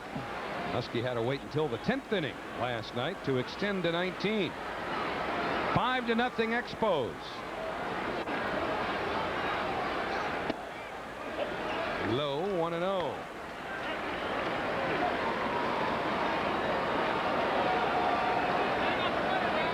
Right now, Felipe Alou telling Fletcher to talk to the pitcher. Why? Keep him awake? I mean, really, what? Come on now, you've been in this situation. What could you possibly tell the pitcher in this situation that's going to make any kind of difference? Nothing. And when you go out to the pitcher and you say throw strikes, I'm sure it's going through his mind. What does he think I'm trying to do? 1-1 to Husky. Exactly. Unless there's something mechanical that's detected in the dugout and they yell to the catcher to relay the message so they don't have to use a time going to the mound.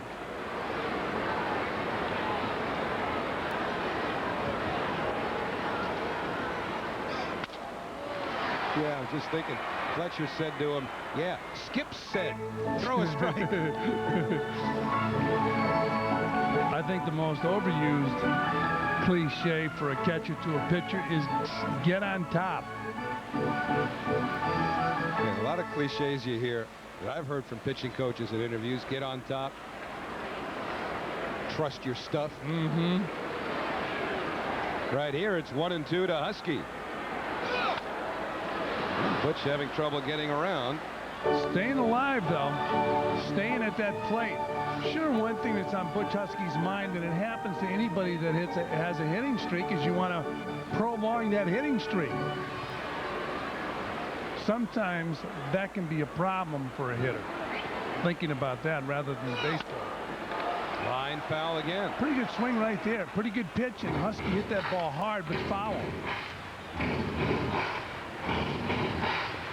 Here's a pitch out over the plate on the outside corner, and Husky with a decent swing on the ball. Ball beat him a little bit. Looked like he was trying to go the other way, trying to hit the ball where it was pitched. He looks like he's doing that more now. And Fletcher going back after telling Hermanson, stay on top, trust your stuff. That's right.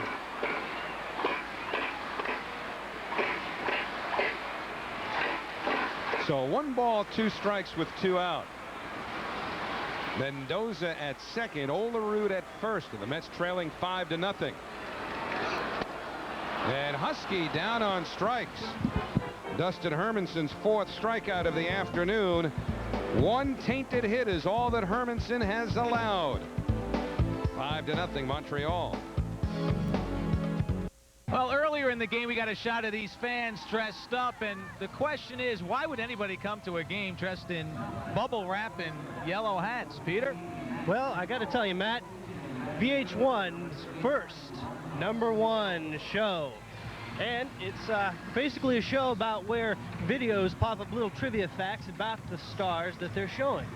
It's called pop-up videos. You get little facts like he was hyperactive as a child. Looks like David Lee Roth. What we got back here? Sheryl Crow. Her mouth has since been called the sexiest in rock and roll. But the question of the day is, Howie and Fran, you guys up there? Well, we may not admit it after your question, but go ahead. Been popped lately? Oh, yeah. Aha! Get popped in the arm every time I say something bad about a catcher from Healy over here. Well, it is the highest rated show in VH1 history, pop-up videos, and again, it makes watching videos interesting, and that's why these guys have sweated it out today. We love it. Should be a great show. I like that VH1. That's more your style. You're not an MTV guy. I'll watch MTV, VH1. Hey, how about last night? Big successful night here at Shea Stadium. That's right, Flaming Pie night. And right now, Juan Acevedo and Matt Franco. You're a double switch by Bobby Valentine as the pitcher Dustin Hermanson went around. Acevedo's 22nd game.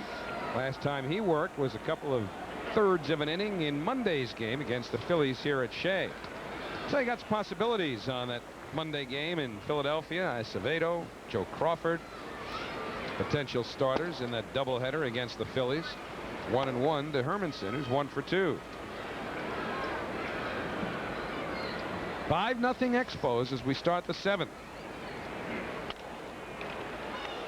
Ball came up on Lopez, who stayed with it. Hermanson's gone. 1 away. A nice play by Luis Lopez. We've seen a couple bad hops today. Carlos Baerga picked up an error on a bad hop. And take a look at that ball coming up on Lopez. Now, we've talked about using 2 hands, and when you first start playing the game of baseball, you have to do that to get comfortable in catching the ball and throwing it. But as you get older, you have to learn to catch with 1 hand. You saw Lopez make that play with 1 hand.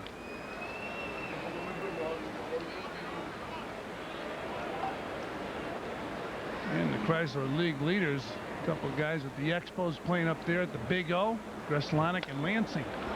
Gets under a breaking ball from Acevedo, and Butch Husky calls. 2 outs in the 7th. What type of, how many people do you think would know Greslonic and Lansing if they played in New York as opposed to Montreal? Significantly more. Oh boy, this kid's a good-looking player. You know what I don't get about the stadium they're trying to build in Montreal? They're talking about putting an umbrella rather than a dome over it, and their definition of the umbrella is a device that would simply cover the fans in case of rain, but it would not totally enclose the stadium, so that you would still freeze night games in April or late September and wouldn't be totally protected from some of the raw elements that you find up there. That may be counterproductive. I mean, they've got the right idea about scaling it down to about 35 seats or so. They can make it as intimate as the old Jarry Park was. They'd be on the right track. You'd have to wear a little more than those guys are wearing to stay warm in Montreal. You think they came out in the subway? 3-1 to Lansing.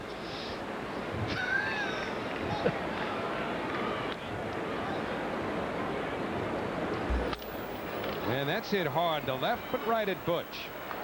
In a 1-2-3 inning for Juan Acevedo. 7th inning stretch time at Shea. The Mets trailing by 5.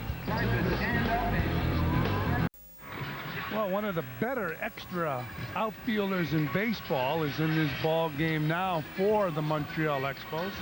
Joe Orsulak, former Met. You see the score 5-zip. The Expos on top of the Mets here in the bottom of the 7th inning on a absolutely gorgeous day for a game at Shea. And keep in mind, tomorrow afternoon here at Shea Stadium, besides Mr. Met, Keith Hernandez will be here. Well, he was Mr. Met for about 6.5, 7 years. 1983, the trade deadline in those days was June 15th. Frank Cashin stole Keith Hernandez from the St. Louis Cardinals for Neil Allen and Rick Ownby. Carlos Baerga takes on the outside corner. And then had to convince Keith to stay in New York. And it wasn't hard when he was able to educate Keith on what was coming through the Mets farm system. Fell back, 0-2. By the way, today's game is brought to you in part by Budweiser Brewery Fresh Budweiser, the official beer of Major League Baseball. And if you're coming tomorrow, make sure to get here early because the Keith Hernandez induction ceremonies will begin at 12:45. That's in there for a called 3rd strike, the 2nd time that Baerga's been caught looking.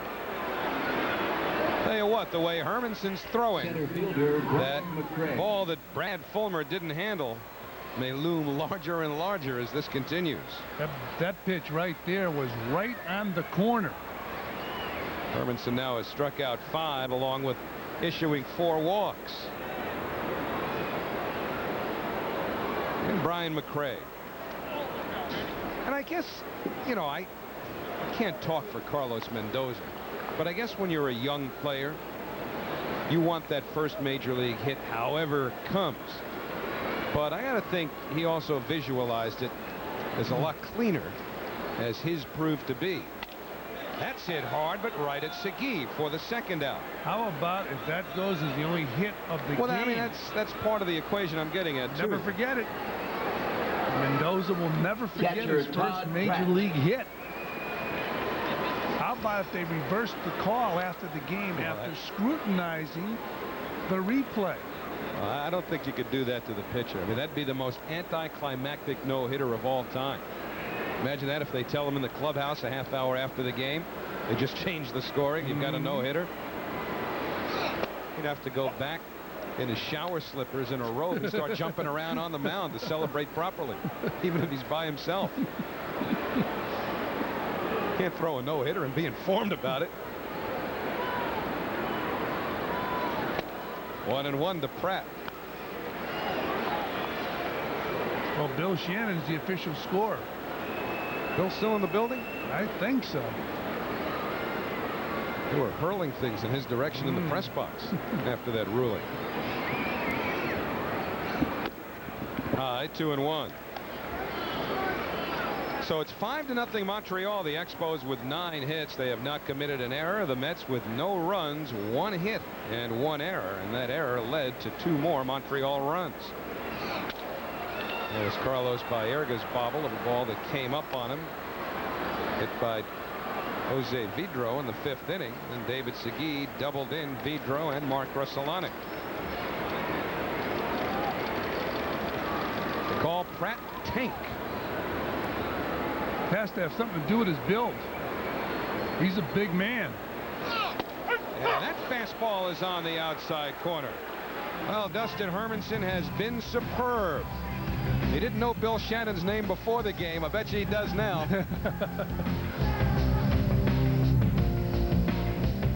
Days and provide some closure on the Richie Ashburn story, who, as most fans are aware, passed away. The Phillies broadcaster passed away early Tuesday morning after announcing a game here at Shea between the Mets and the Phils. Longtime season ticket holder Farris Coley has an interesting story to tell about Ashburn and your daughter Vanessa. Yes, we seen him coming off the bus at, off the Philadelphia bus, and I asked him, could I take a picture with him and my daughter? He said, sure. I took the picture. I asked him if I brung it back, would he sign it? He said, yeah. I brung the picture back, I think, Tuesday, and the fans told me he had passed away Monday night, and that was the end of that story right there. I told Carl Everett about it, and he felt bad, and he knows me and Vanessa, so he autographed this bat right here. Best wishes to Vanessa. God bless. Because he said Richie can't give her, autograph. So. All right, fellas, as we go back to you and the 8th inning underway. All right, thank you, Matty. That was Jose Vidro with a line drive double off the right field wall off of Juan Acevedo to start the 8th inning. David Segui will be the batter. The Expos leading 5-0 here in the 8th inning. The Expos with 10 hits and the Mets with 1. And that 1 hit, of course, coming from the rookie Carlos Mendoza, leading off the 6th inning as Segui fouls the first pitch off. A ball that Fran and I thought that the left fielder Brad Fulmer could have and should have handled, but it was ruled a single by the official scorer Bill Shannon, and Bill's been kind enough to come into the booth with us right now and simply explain the decision for giving him a hit as opposed to an error. Well, I don't disagree with you. I disagree with Fran frequently, but I don't disagree with and you. He's been particularly tough on you today. Well, but that's to be expected. I mean, I know when my back is turned. But seriously, what I thought here was you're both right. Fulmer should have and could have caught the ball. Well, why is it a hit? But he didn't pick it up right away. He broke late. He didn't see the ball. And what he left himself with was a difficult backhand catch on a dive. And it's very difficult, if anybody's ever played this game, to try to make a backhand stab on a dive. And as a consequence, the standard that we use for judging hits and errors is ordinary effort by a major league standard. Now, ordinary effort is beyond what Mr. Fulmer has here.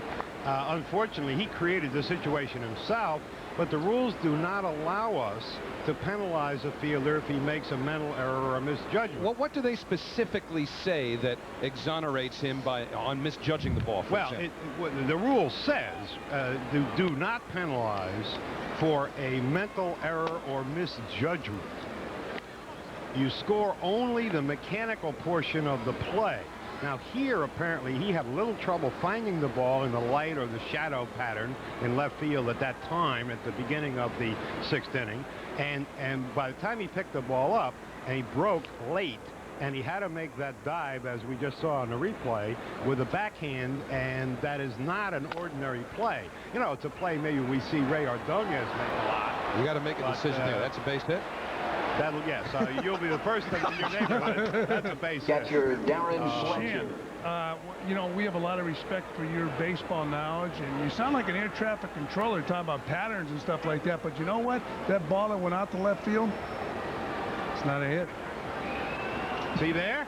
I told you. I knew you could be counted on to show up.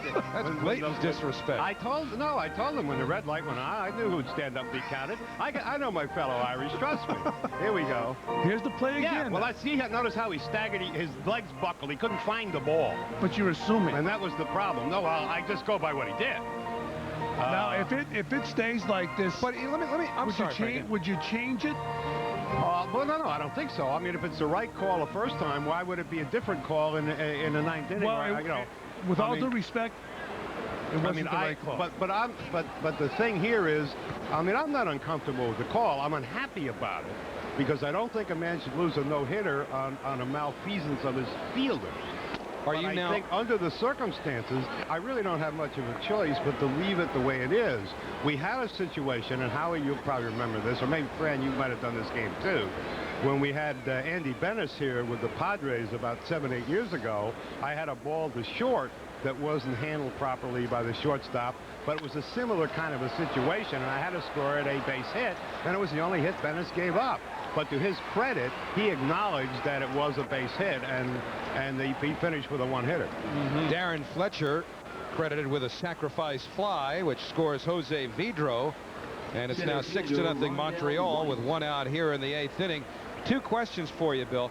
Is there anything in whatever freedom of judgment that you have that allows for left fielder Brad Fulmer having, albeit in a stumbling fashion, gotten himself in position to catch the ball, which would then allow you to credit him with an error? I mean, that's how I saw it, that for all the stumbling and misjudging, he still was in a position where he should have caught the ball. Well, he was in a position where he could have caught the ball. I think, I mean, and there's more to this than semantics. He could have made that catch, but I think it's unreasonable to assume he should have. When you're trying to make a diving catch on a backhand, you have a very small window to get that ball in the pocket of the glove, and I just don't think that falls under the heading of a routine play. So then the rule allows him all the stumbling and all the misjudging. Yeah. I mean, it really does. If you think that he's misjudged or lost the ball, or if you think that he misread it when it came off the bat, then you can't punish him for that mistake because it's a mental mistake. All right, my final question. Are you now praying that a New York Met gets a clean base hit off of Hermanson? Well, I think the stories in the papers will read a lot better if he does, yeah. I think when an official scorer is doing a game, the one thing you really don't want is your name in the paper, because it means that something has developed that is controversial. Jim, I got a question. Yes, sir. Could you be wrong? No, because I'm the official scorer. There's only one of us, and you know, I can be second guessed, but I can't be wrong. We would never second guess you. Well, here'd be one angry fellow, Carlos Mendoza. If Bill Shannon decided to take the hit away, Carlos Mendoza would still be hearing, or at least hitting 0 as a major leaguer. Now he's all the way up to a 500 hitter. You've put 500 points on his batting average. Well, as it happens, yes, and I'm pleased for him. I think it's his first big league hit, too, isn't it? Yeah. Controversial as it may be. If it turns out to be a one-hitter, he'll certainly remember it. But realistically, no. I mean, as I said before, I'm not uncomfortable with the call. I think it's a call I had to make within the confines of the rules. And bear in mind that 1/4 of the entire baseball rule book concerns only official scoring. And about 25 pages of very small type. And if I'm a manager, I think maybe I say to myself, gee, my man has to catch that ball. And sure, if I'm a pitcher, I think I've been let down by whistle act that's called looking here, and he didn't care for that call. And he may not be here to play left field. Bill, we appreciate it. Thank you. Thank you, Howie. Thank you, Fran. Thanks, Jim.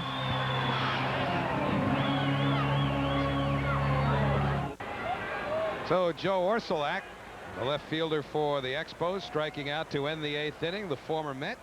And now it's the shortstop, Luis Lopez. I don't think we're going to get Bill Shannon to change his ruling.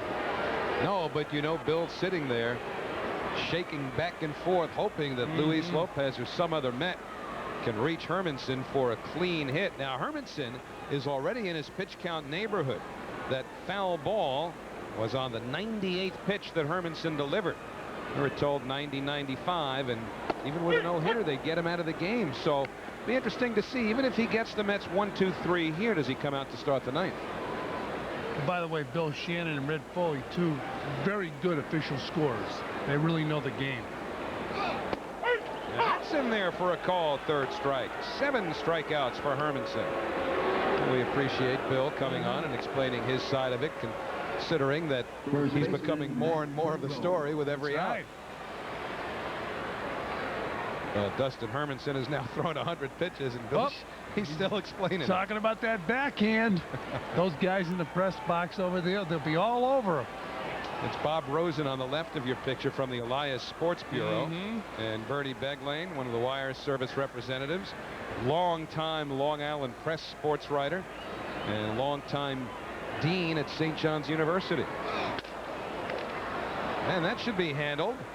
And now there are 2 outs as Matt Franco is retired. And today's game is brought to you in part by Budweiser, Brewery Fresh Budweiser, the official beer of Major League Baseball. By the way, I've had the opportunity many times of giving Mr. Shannon a lift into the city after ball games here at Shea, and very interesting gentleman. Really knows his sports, and an historian too. Absolutely. But that doesn't mean we can't get on him. Well, we both disagree. I'm sure everybody in that Montreal dugout disagrees. And the only hit stands so far for the Mets, a Mendoza single off the glove of Fulmer in the 6th inning. And we gently get on Mr. Shannon and Mr. Foley. I know you always sit next to them in the press room, telling them that you never get on them. Telling him when you do. Yes, you do. 2-0 to Everett. But at that time, we just had to reel him in here and get him to fess up. And very nice of him to come in, too. Won't be the first time he explains it today, I have a feeling. I got to tell you, while he was talking to us, as I was looking over his shoulder, one of the Montreal Expos announcers was issuing an obscene gesture towards Mr. Shannon. I don't know if that's what he was doing, but he was certainly interested in hearing Bill's explanation. Inside, 3-1. So that's the signal for giving more of an explanation? Got to allow for an interpretation once in a while. Of course, Roger's the guy who told me 90-95 pitches and Hermanson's out of the game. He's now over 100, and it's a full count on Everett. So if Roger wants to start in with credibility, we got a mirror for him. He wasn't supposed to get into triple digits. But the payoff pitch to Everett is downstairs, ball 4. And the Mets trailing 6-0, a 2-out walk becomes the 5th issued by Hermanson, and Bobby Cuellar wants some help from the bullpen. Nobody throwing there yet, but that phone call gets somebody up. Alfonso. Well, Hermanson's had great stuff today. Obviously, only allowed 1 hit. He's been on the corners with most of his pitches. And the Expos have played some good D behind them. Behind every no-hitter is good defense. That's Shane Bennett getting ready in the Montreal bullpen as Alfonso fouls the first pitch back. Alfonso 0 for 2. Husky, by the way, with that 19-game hitting streak, will get another chance either in this inning, should it continue. Pitcher's spot is due up next, and then Husky or Butch will be up in the 9th inning. It's funny when a pitcher is throwing a no-hitter, how the whole team's attention now, they focus it on the pitcher and the no-hitter. Everett fell down while he was taking his lead off of first base. Needed a little extra time to flex, and Mookie Wilson just signaled Bobby Valentine back to the dugout that Everett's all right. Mookie Wilson's been so important for Carl Everett as far as the base running game is concerned, as he dives back in the first. That's automatic. the pitcher sees that a base runner is hobbled for some reason, let him take his lead, and then make him eat some dirt. He wants to make sure he's not being tricked. A slow roller. Hermanson gets to the bag. And if not for that questionable decision by Bill Shannon, Dustin Hermanson would be taking a no-hitter into the 9th inning.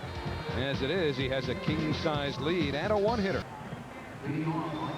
Well, if the happiest guy in the park relative to the questionable scoring decision by Bill Shannon is Carlos Mendoza, who wound up with his first big league hit, the second happiest is probably the guy in the foreground there, Red Foley, who is the official scorer, I believe, for the weeknight games, the Monday through Friday games. At least I think that's the rotation here at Shea Stadium. That's hit deep to right by Ryan McGuire. Everett to the wall, has to play it on a hop. And McGuire pulls in at second with a leadoff double here in the 9th inning. That's his first hit of the ball game. He hit that ball hard. Now 1 for 4 on the afternoon. Ball short hopping the right center field fence. Well, Bill Shannon was mobbed by the media between innings discussing the scoring call. Well, Dustin Hermanson, who's coming up now, just got a polite round of applause as we hit the home stretch, brought to you by New York Thoroughbred Racing at Belmont Park. What a ride Hermanson has given the crowd this afternoon, allowing 1 tainted hit through 8 innings. The Expos with a 6-0 lead. Well, Bill Shannon really held his ground on that scoring call. You wonder, though, if he looks at it enough, will he change the call? Well, he certainly acknowledged the fact that there was room, apparently, to rule an error. But he's standing by his guns. Not much room, obviously. And by the way, Bill Shannon and Red Foley are here for every game. And I believe at Yankee Stadium they're official scorers also. Yep. Joe Donnelly, formerly of Newsday, will occasionally score a game here at Shea Stadium.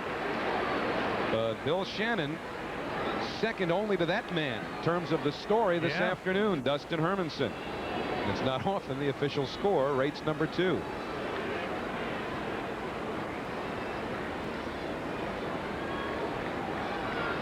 And the breaking ball gets Hermanson, 1 out in the 9th.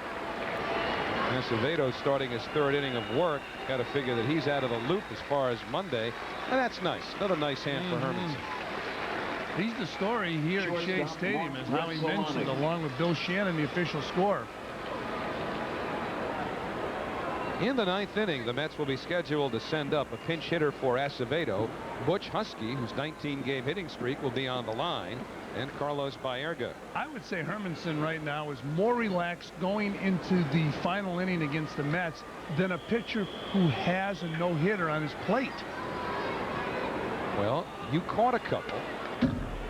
Steve Busby of the Kansas City Royals threw 2 no-hitters with you behind the plate.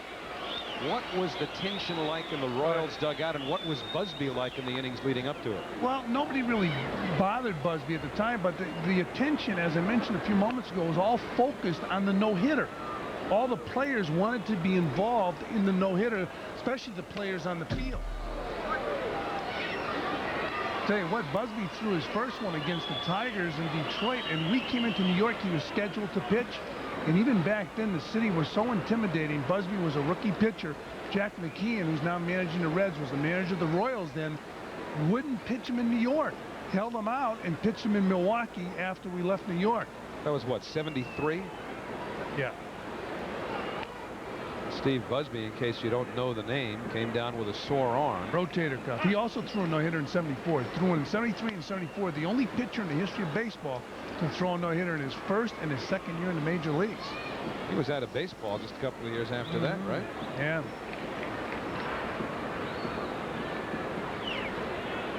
Oh, 2 to Gruselanek. And the breaking ball snagged by Franco, 2 men away.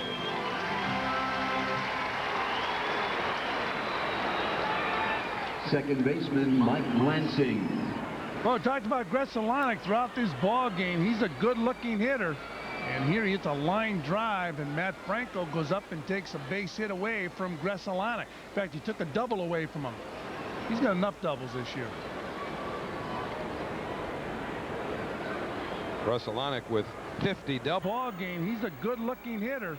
And here he hits a line drive, and Matt Franco goes up and takes a base hit away from Grzelcyk. In fact, he took a double away from him.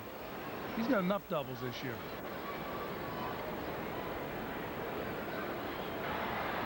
Those 20 home runs, by the way, represent the most ever by an Expos second baseman. Remember Pete McCannon? Well, you don't have to go all the way too far back to find him. He's now the Expos third base coach, but he held the record in that department with 12 back in 1975. Home runs by Montreal second baseman, and Lansing has broken that into little itty-bitty pieces.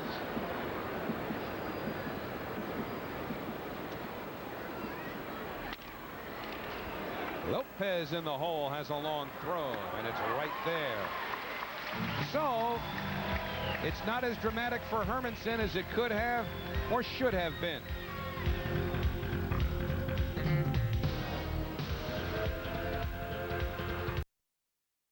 The hit column for the New York Mets probably shouldn't be there. I'm sure Dustin Hermanson is thinking that. Well, and we mentioned it a few moments ago how he probably doesn't feel the pressure that a pitcher who had a bona fide no-hitter would feel in a situation like this. We'll see if he continues throwing to the corners and being aggressive toward the Met hitters, or will he change here in the bottom of the ninth? Jason Harkey got. He was actually lifted from the ball game by Felipe Alou, and Joe Orsulak, also not known for his defense, inserted in left field. But what do you think's going through his mind now? Oh, I'm sure it bothers him. A young player, he doesn't want to be involved in a controversial call like that. And why, you know, did Felipe Alou decide to take him out of the game? Is he telling the official score something? 0-1 to Harkey. And again, we've talked about Bill Shannon. We have all the respect in the world for Mr. Shannon. Well, we just disagree. That's all. Right. And I think most of the people here do as well, because there was kind of a faint undercurrent of boos that went up when the hit was posted on the scoreboard. Here at Shea. Still 0-2 to Harkey, leading off the ninth. You won't hear that very often in a ballpark where the Mets were going to benefit from the call. There were some boos. Hey, when Jim Bunning pitched his perfect game here on Father's Day in 1964, that too was a 6-0 game with the Phillies in front, and just about everybody here at Shea was rooting for Bunning.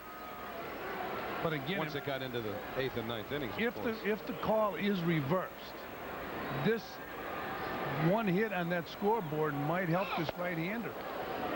1-2 to Harkey, but you know what? If Bill Shannon wanted to reverse it, he couldn't do it now. He might have been able to do it in the 6th or 7th inning. You can't do it now. You know what you got to do? You got to do what's fair. That's popped foul. So it's still 1-2. Not what's fair for Dustin Hermanson, but what's fair. On the air, but to all of the writers in the press box who surrounded him at the end of the 8th inning. So it'll be a 1-2 to Jason Harkey. And now the count evens. And Hermanson, over that prescribed pitch count, has been in command all the way after walking 2 in the first inning. Altogether, he's walked 5. He struck out 7. He's thrown 115 pitches. In the air and very playable. McGuire's got it. 1 out the ninth. And keep in mind right now, Butch Husky's hitting streak is in jeopardy. Butch Husky. Bill Shannon just became the president of the Butch Husky fan club. Bill Shannon, the official scorer, now wearing a Mets jersey with number 42 on it. Mets cap.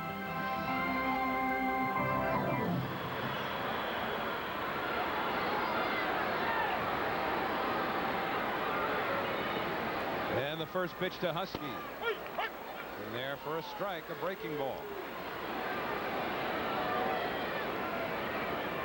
Butch with an 0 for 3, the average down to 287.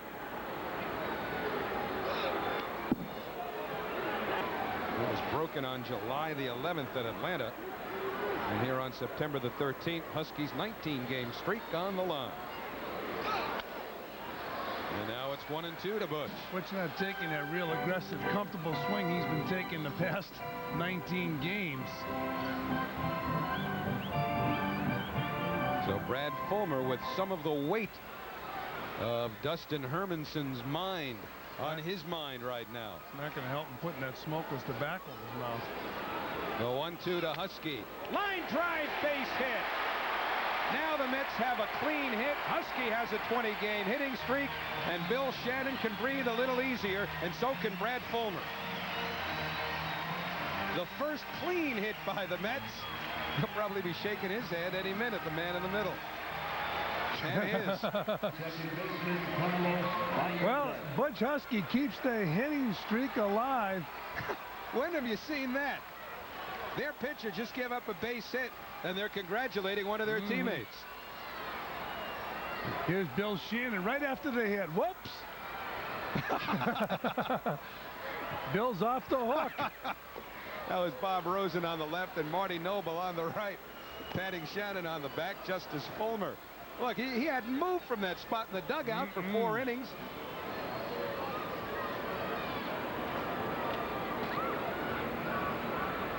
And he didn't smile since he's been out of the ball game.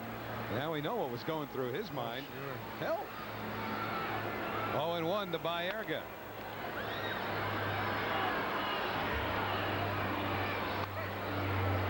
This is how Fulmer looked when the hit wound up in center field. Off the hook.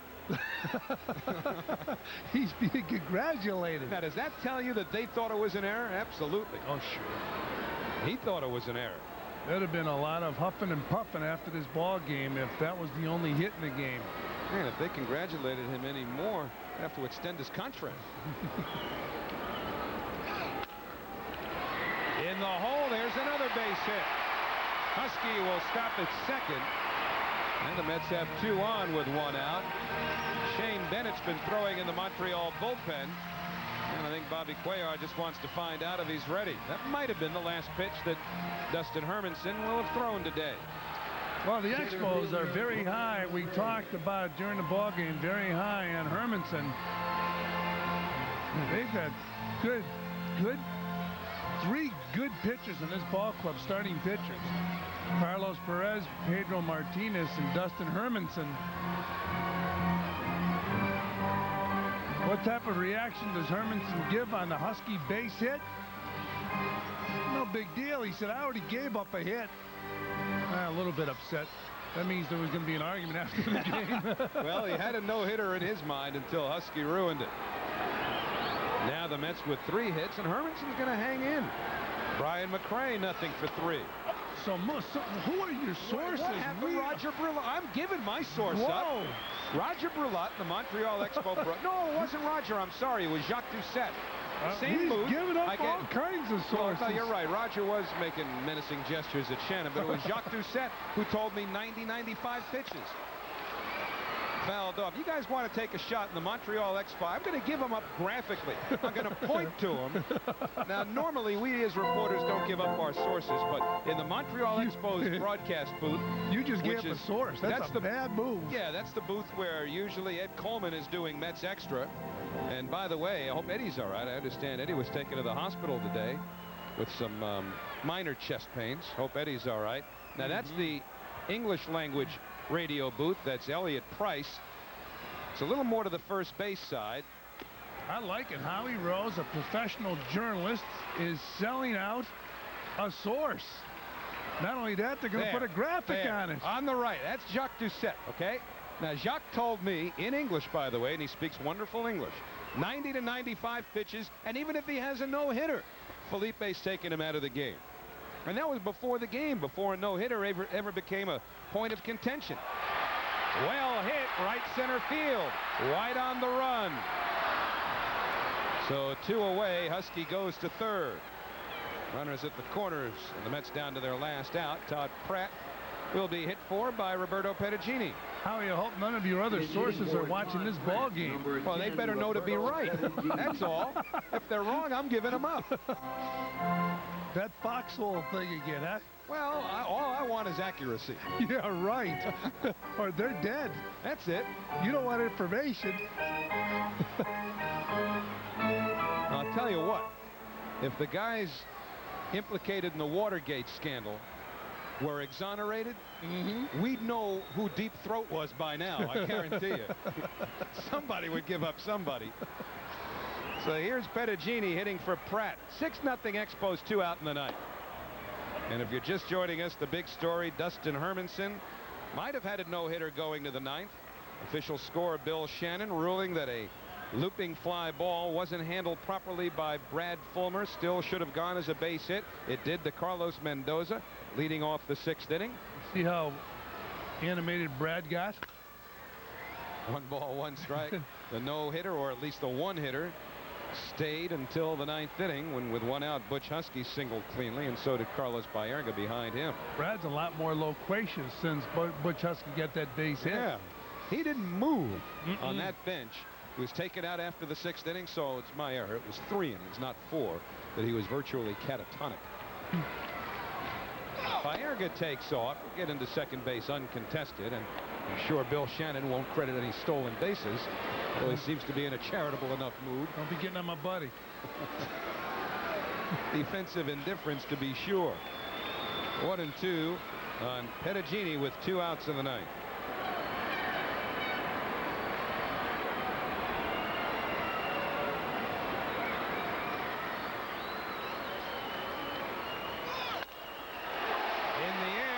Comes White, and he's got to play it on a hop. 2 runs will score.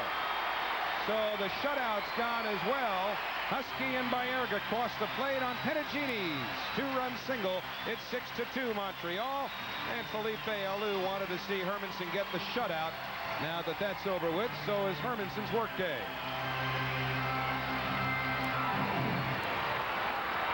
Felipe Alou now going to the bullpen. That's like the old days when they used to signal, give me the tall guy. I'm surprised they didn't say on the phone who they wanted. So Felipe Alou going out to make a pitching change, and he wants the tall guy. Well, he wasn't going to have his no-hitter, Dustin Hermanson, once Husky signaled in the 9th inning. Not that he had one anyway, but with the questionable scoring, he had to be thinking he deserved one. He certainly had to feel he deserved a shutout. He gets neither, but the respect of the fans as this call to the bullpen is sponsored by Omnipoint. So now Dustin Hermanson and Brad Fulmer can talk things over, renew their friendship. The pressures are off. Yeah, right after the ball game, if there was only 1 hit, Dustin had been talking to somebody and said, you know, that Brad cannot play left field. I'm not talking to him for the next 2 months. Orsulak would be his personal left fielder the rest of the season. Now it's okay. Brad, you're all right. You know what? That was a tough play earlier in the game. Luis Lopez faces Shane Bennett and shoots one through the hole. Pettigini stops at second. Now the Mets have 2 on with 2 out. And they've had 4 clean hits here in the 9th inning. Shane Bennett, considering where he comes from, really should be a side armor, like former Met Terry Leach, because Bennett is from Adelaide, South Australia, down under. Felipe Alou's going back to the mound. He's going to the bullpen again.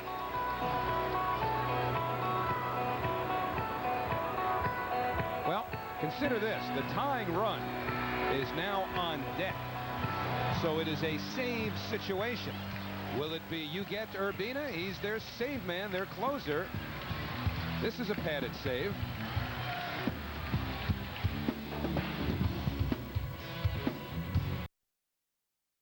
Well, Dustin Hermanson needn't worry about the 1-hitter or the shutout or whether it should have been a no-hitter.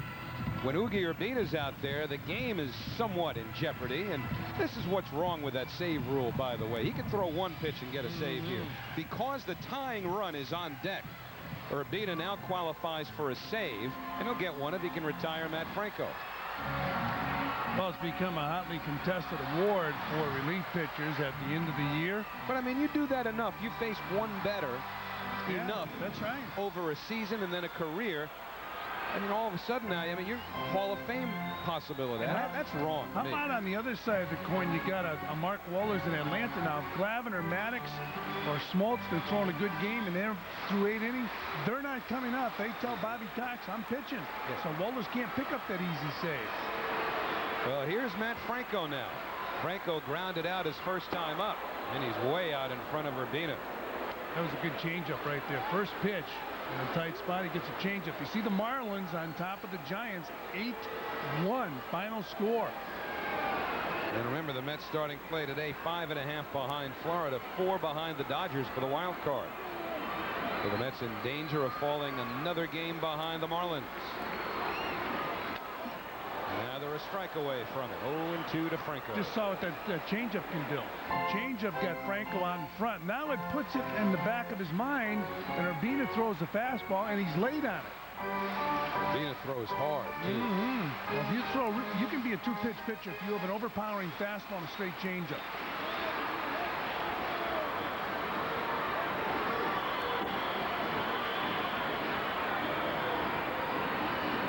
Urbina looking for save number 27. It's 0-2. And Franco lays off. A nasty sinker right there. Pettigini is the runner at second.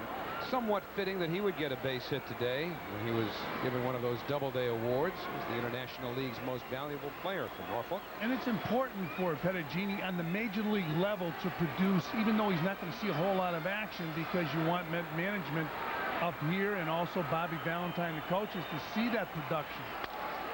Up the middle and into center field. Pettigini will be held at third, and the tying run will come to the plate. How about that? The base is loaded, and Carl Everett will be the batter. And the first 2 pitches, a mismatch on Matt Franco, but once again, Franco coming through. That's a good pitch. He hit right up the middle, and the bases are loaded with Mets for Carl Everett. So the Mets, who had only 1 tainted hit through 8, have put together 5 here in the 9th inning. Pettigini is at third. Lopez at second. Matt Franco at first. This has been a good ball game. Everett has 12 homers and 51 RBIs. Deep to right field. If it's fair, it's tied, but it's going foul. How about that? Just a little bit out in front. And jerked it foul. Everett put a good swing on this ball. Maybe a little bit over anxious, and he was going for what he wanted to get right there, the grand slam. This is why kids in every ballpark say, Dad, we can't leave yet. That's right. Look at Urbina. He says, that's fine. It's no big deal. Look at those eyes. Gave it the Marty Feldman look.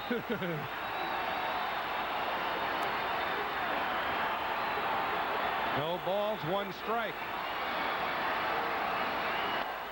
No goaltending by Fletcher. Yeah, look at his sleeve right now, Urbina. Looks like he's got those cigarettes rolled up on top.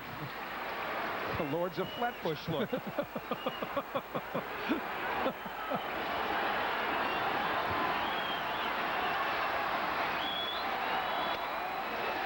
2 balls, 1 strike. He's going to come in with that good lead. He's trying to calm himself down. Felipe Alou looking on. And Alou, I'm sure, thinking about, is he going to throw him that fastball again? Everett a little bit out in front on that first fastball. And he was going for the pump.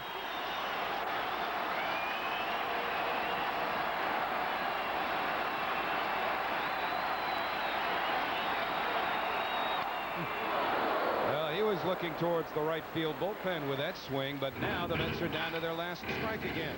Urbina beat him with the fastball right there. He reared back. He calmed himself down, and then he comes back with that heater in Everett's wheelhouse and beat him. The Mets were down 6-0 going to the 9th. They've scored 2 runs. They have the bases loaded. Everett the tying run at the plate. 2 balls, 2 strikes, 2 out.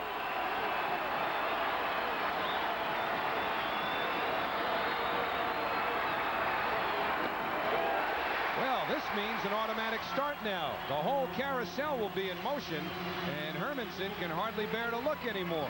He said, I've been worrying about a questionable base hit. Now I'm worried about the game. Pettigini, Lopez, and Franco get an automatic start with 2 outs and a full count. Should be a fastball. If Urbina throws him anything but a fastball and throws it over the plate, he's got him.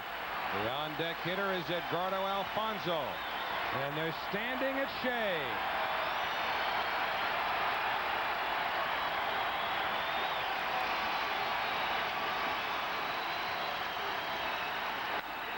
Deep to right field.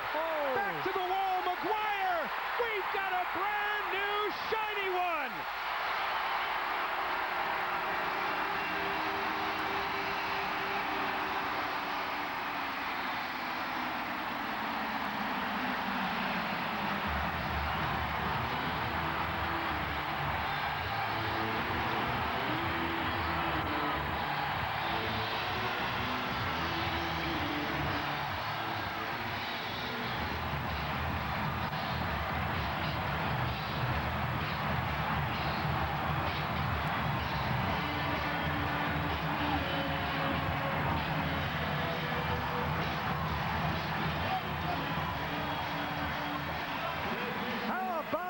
Bases loaded. Urbina challenges Everett, and he does it. Hits it over the wall, a grand slam, and this ball game's tied up at 6. And look at Hermanson's face. Look at those eyes. His 9th win just disappeared over the right field wall. And it's 0-1 to Alfonso. How about that at bat? Everett starts it off and pulls the ball foul, and then comes back and hits one fair with a 3-2 count, and he got a fastball. Bernard Gilkey is on deck to hit not for Juan Acevedo, but for Jason Hartke, who started this inning off by flying to right field. 6 runs in on 6 hits. That's a strike, 1 and 2. Well, we've talked about this ball club all year, and the word associated with this club has been resilient. And once again, they bounce back. Pop foul by Alfonso. It'll reach the seats, still 1 and 2. So Carl Everett. He's been through a lot. Family problems and struggling on and off the field, but in this game here, Everett hits a grand slam to tie the ball game up.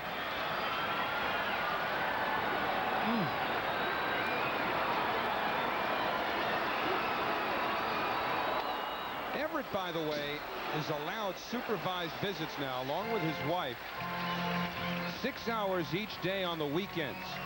I'm not sure whether or not the Everett children are at the ballpark today, or whether that supervised visit could take place either later tonight or might have taken place earlier in the day, but I'm sure they're on the mind of Carl Everett as well. It must be a terrible time for the whole family.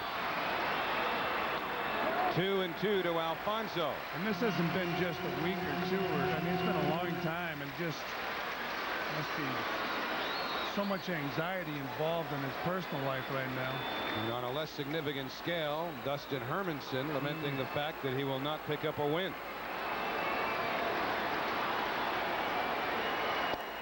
Alfonso out on strikes, but who'd have believed it about a half hour ago? We're going to the 10th. Listen. 6 runs on 6 hits, including Everett's last-second salami. To the 10th we go.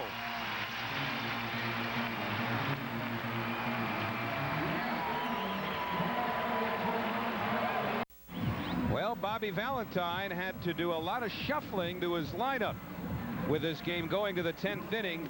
So Alex Ochoa, believe it or not, is in the spot that Carl Everett was in. Everett, who hit the grand slam, comes out of the ball game.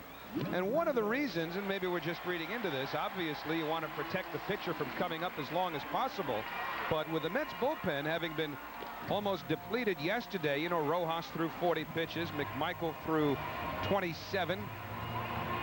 I guess he wants 2 innings here if needed from John Franco. Castillo's taking over behind the plate because Pettigini had hit for Pratt. And the new pitcher will be John Franco. Well, maybe John heard us talking about those saves and said, give me that ball, I can pitch 2 or 3 innings. Well, we know that Gilkey, in all likelihood, cannot play the outfield. I guess he was going to go up there and swing the bat, but he twisted his ankle last night playing a double off the wall. And I guess there were other possibilities. If just for the fun of it, you want to see what else could have been done here in order to keep Everett in the game.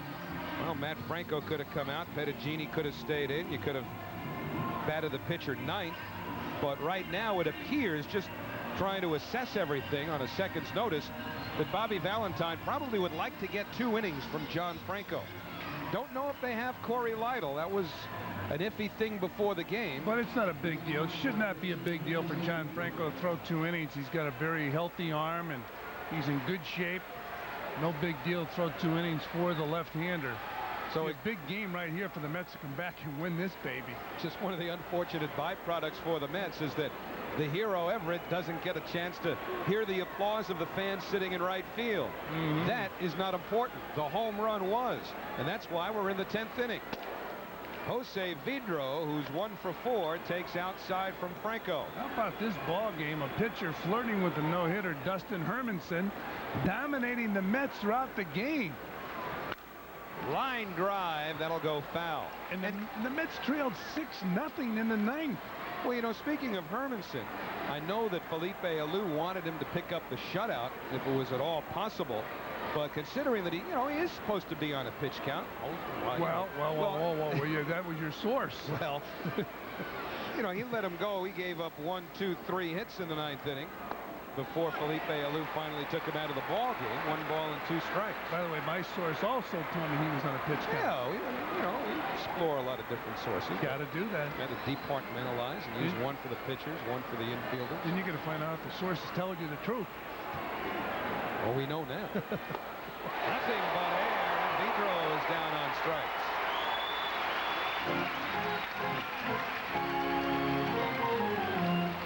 Remember earlier we showed you Yugi Urbina with his sleeve up, kind of Lords of Flatbush style, and then he gave up the home run. Keep an eye on Brian McRae here. Oh, boy.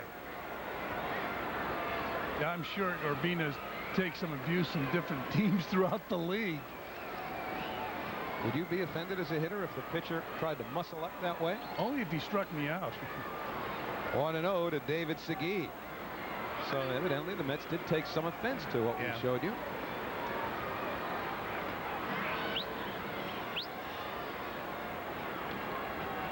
Carl Everett has done his job. Urbina did not do his. The guy next to Urbina has done quite a job this year, Pedro Martinez. That's off the outer edge.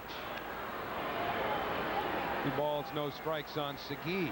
Turning around now for the first time today to bat from the right side. So an improbable comeback by a Met team that had some chances to win a lot easier in the last night's game. Finally lost in 15. Could not pick up a game in the standings. Now they're trying to avoid losing one in the standings. Segui's a slow runner, but this kick's foul, so it doesn't matter.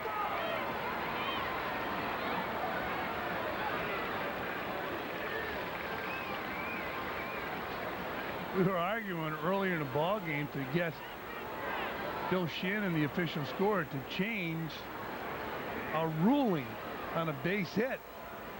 He's not even part of the equation anymore. He can score this one from home now. There's Shannon saying, you know what, I was right all along. Yeah, but nobody wants to hear it now. He had his Andy Warhol time. That's right. Bob Rosen's about the only one who's hanging in with him. The rest of them blew him off. 2-2 to Segui. Segui was out earlier this year. He had his left knee scoped. In the Expo dugout, trying to figure out what happened in the 9th inning. 6-0 lead, and here we are in the 10th. That's hit hard by David Segui. And as Husky plays it back in, Segui has a 1-out single. And the Mets have to keep in mind, Segui's not running well. He's slow to begin with, and he's been injured a few times this year. I mentioned the knee that had him on the disabled list in June.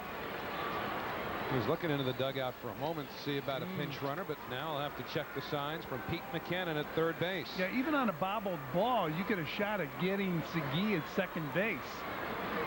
Fletcher with good power, the batter, but Segui back to first. So important for a team to know who's injured, who's not injured, and what is injured. To take away from the speed of a player. 1-0 on Fletcher. Mets were down to their last out with runners at the corners. Actually, runners at first and second. Oh, and as it gets away from Castillo, Segui takes off, and now he's in scoring position.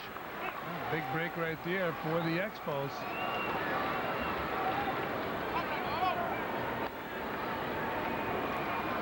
Segui on first base. The double play was in order right there. The ball hit off the heel of the glove. Castillo's got to catch that ball.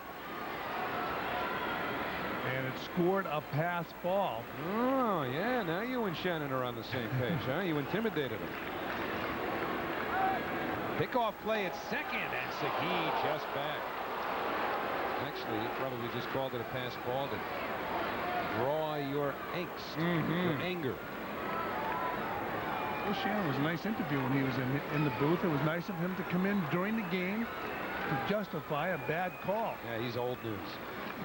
The 2-0 to Fletcher is low. So Franco getting into some trouble here in the 10th inning. He picked up his club record 36th save on Thursday, going an inning and a third. Right here, Mets are looking for probably 2 innings from him, unless, of course, they can win it in the last of the 10th. It's the Expos threatening in the top half. Keep in mind, Rondell White's on deck. 3 balls, 1 strike. Get this guy and walk Rondell White. White, a right-hand hitter. Coming off a big night last night, a home run to win the ball game, so you know he's okay under pressure. And the 3-1 to Fletcher. Outside. So 2 on, 1 out.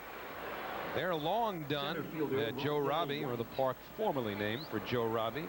And Joe Orsulak on deck after Rondell White. And you can pitch White tough because you do have a base open. Orsulak, a left-hand hitter, but you got to deal with White somehow. He has 23 homers. Orsulak came into the game as a defensive replacement after Fulmer botched up Mendoza's ball. Nobody on third right now with 1 out. Outside, 1-0. So you're saying that it's prudent baseball here to pitch around White, move a runner up to third? No, you make White hit a decent pitch. Now you have to have a lot of confidence in your control. John Franco's in charge right now. He's going to do what he thinks is right. He's been a successful closer in the major leagues. Right now, Castillo out talking to Franco. Franco's going to have to pitch Rondell White the way he wants to pitch him. If he wants to move him around and put him on, you're taking a big chance with the bases loaded. Would you be, as a catcher, would you be content to walk him in this situation knowing you've got a left-hander on deck and a rookie behind him? Yeah.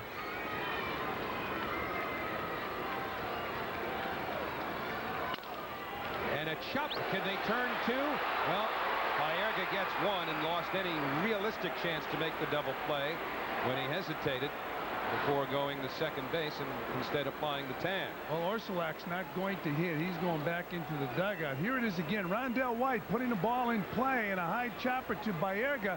Baerga was thinking of going to second base. He said it'll be quicker if I tag Fletcher and throw to first, but Rondell White with that good speed was able to beat the throw. So now you're going to see Vladimir Guerrero, who has been injured. All right, now, according to your theory here, you can very easily work around Guerrero because second base is open. You got a rookie, Ryan McGuire, on deck, although he did double his last time up. I don't care about that last time. A guy like Guerrero's a guy that can do some damage, although, as I just mentioned, he's been injured. Well, he doesn't run well, and we saw that on Thursday night. Felipe Alou put him in center field, even with a bad hamstring, and that's how Olerud basically wound up with his cycle. He doesn't walk well either. He just limped all the way to home plate. But this guy can play. He can hit, he can run, he can catch it, he can throw it when he's healthy. But he has really struggled with injuries in this, his rookie year. Outside. Expos also have, although he's not on deck, Henry Rodriguez available, a left-hand power hitter who went 0 for 5 in last night's game. Who's prone to strike out. Yep. And Rodriguez has also been suffering from injury problems. He had a right rib cage strain, which kept him out of action for almost 3 weeks until just about 10 days ago. Runners at the corners, 2 outs in the 10th, tied at 6. 1 ball, 1 strike to Guerrero. Good pitch right there. Got Guerrero chase that bad ball out of the strike zone, the one down low. This is John Franco's bread and butter pitch right there. When he's successful, he's getting major league hitters to chase that ball.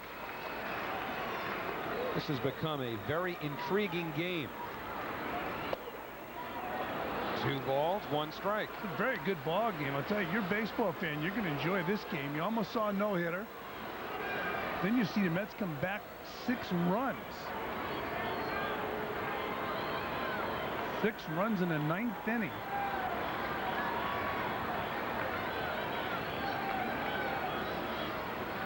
It'll be a 2-1 to Guerrero.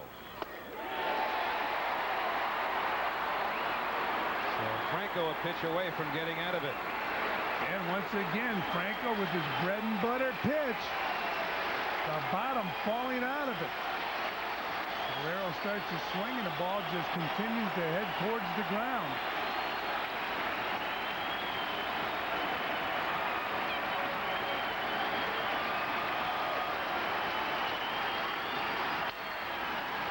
Baerga with an easy play, and he goes the short way. Mets get out of some hot water. Now they'll try and win it in the 10th.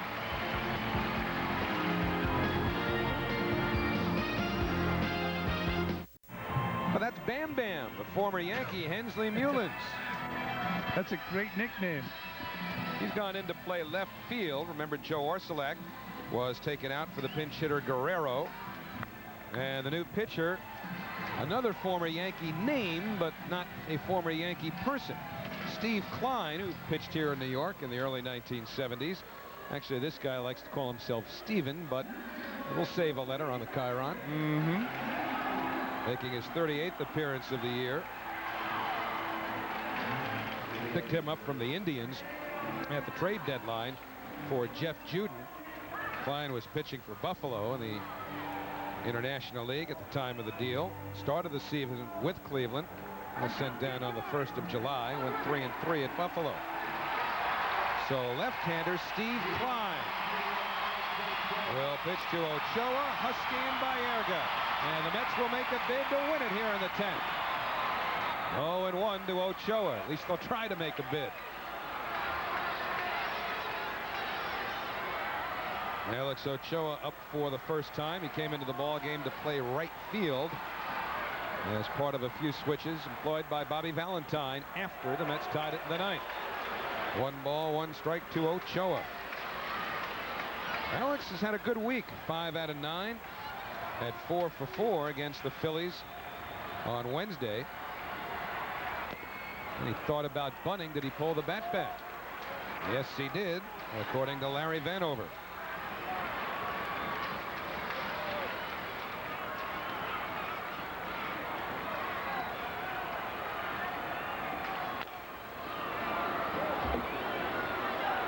Two now to Alex Ochoa.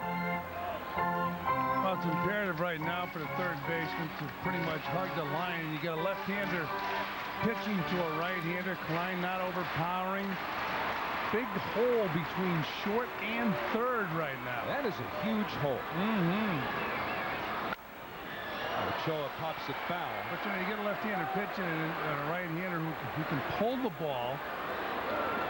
And if a left-hander's not overpowering and you get a right-hander up, a lot of times he'll hit that ball hard down at third baseline. It's almost as though the implication is that you're more afraid of the extra base hit than you are of the one base hit. And in a tie game, one base hit can lead to your demise just as easily. Absolutely. And Ochoa fouls it back, still 2-2. You notice Ochoa has fouled off a number of pitches to the left side and really pulled them.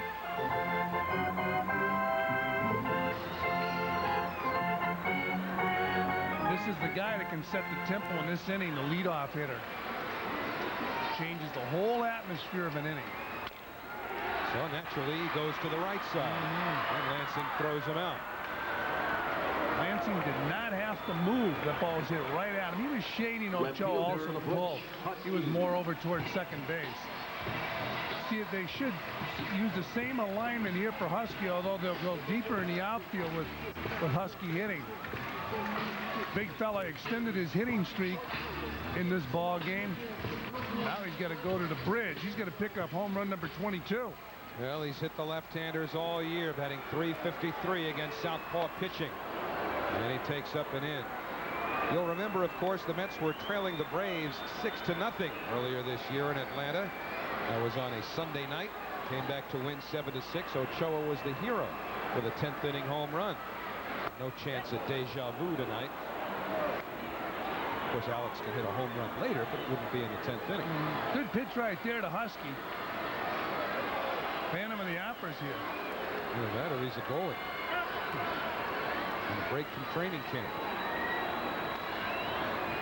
First pitch to Husky was a fastball, then a breaking ball when he was behind. Now it's 1-2 to Butch. Good pitch right there. He ran that slider in on his hands. Now he went away from Ochoa, who slapped the ball to Lansing. Watch this last pitch. The breaking ball in on the hands. Fletcher sets up. There's the slider. Husky eaten up by the slider. Now if he goes away, you might see the same thing that Ochoa did.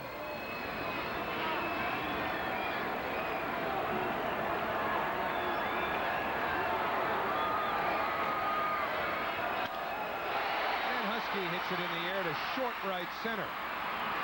Rondell White's got it for the second out. And Baerga will be next. Carlos will hit from the left side against the left-hander.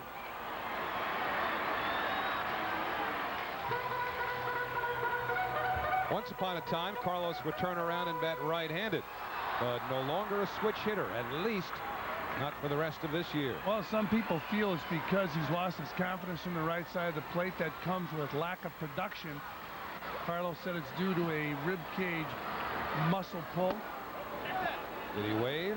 He did, says Harry Wendelstedt. 0-1 to Baerga.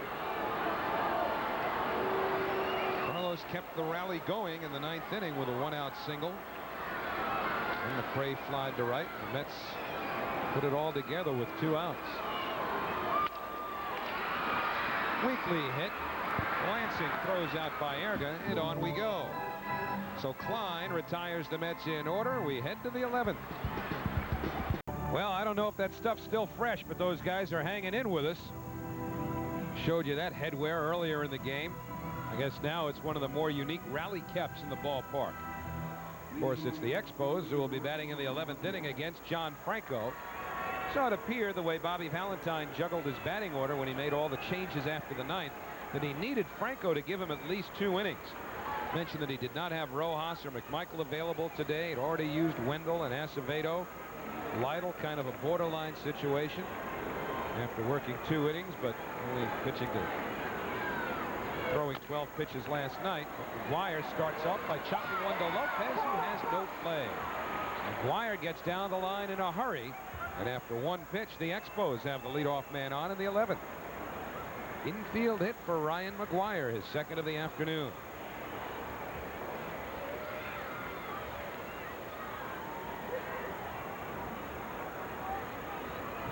So that means some more work for Felipe Alou. It's Andy Stankiewicz who's whipping the bat around in the on-deck circle. Pitcher spot due up.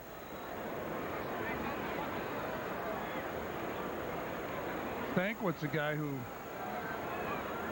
was a big man with the Yankees a few years back. Let me correct myself. He's batting for Mullins, not the pitcher Steve Klein. Klein is batting in the 7th spot after Guerrero had bounced out as a pinch hitter to end the 10th inning. Stankwitz bats for Hensley Mullins come out of the ball game, and certainly appears that the idea here is for Stankwitz to bunt the runner along. And the Mets need a double play.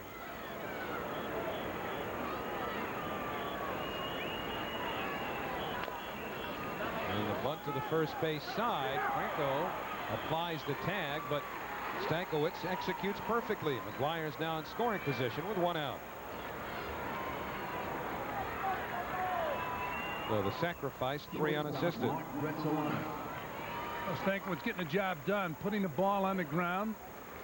Matt Franco tags him on the way down to first base. Now a dilemma for the Mets because Mark Greslanic is the batter. He's a guy who can put the bat on the ball. Carlos Baerga being attended to by Scott Lawrence.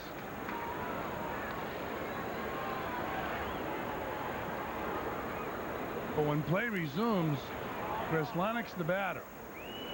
And he can put the ball in play, but you want to put him on first base and face Lansing, same type hitter. Lansing has a home run of the game in 5 trips. Greslanic has 2 singles in 5 trips. Scott Lawrenson, the assistant trainer to Fred Hina, was out working on Carlos Baerga. Bobby Valentine looking on. Well, Bobby knows what hitters have done against Mets pitchers and so on, but he's not a big believer in those numbers. Greslanic 0 for 6 against Franco, but he's put the bat on the ball each time. In other words, Franco has not struck Greslanic out in any of those 6 prior at-bats. Well, just his approach to hitting, he's a guy that looks like he can put the bat on the ball most of the time. He doesn't have much of a, he doesn't have a long swing. He just tries to sting the ball. 2-0 now with Lansing on deck. 6-6. If you're just joining us, it was not tied in the conventional manner. It was 6-0 Montreal going to the 9th. A 2-out grand slam on a 3-2 pitch to Carl Everett is why we're playing in the 11th. 2-1. You watch Greslanic hit. In baseball, they call it a preparatory hitch, where the hands go back before coming forward, or there's some type of hitch back there. But Greslanic, like Paul Molitor's, very little motion, moving those hands back. He tries to get that head of the bat out there as quickly as he can. Now it's 2-2 to the Expos shortstop. Well, this is just about the time we'd be getting ready to start on a weeknight. This one started at a little after 10 after 4 this afternoon. Watch Greslanic's hands. Very little movement backwards. These teams played 15 innings last night. They're in the 11th now. And he just does get a piece. Could we see John Franco pitch more than 2 innings? I think he has it in him.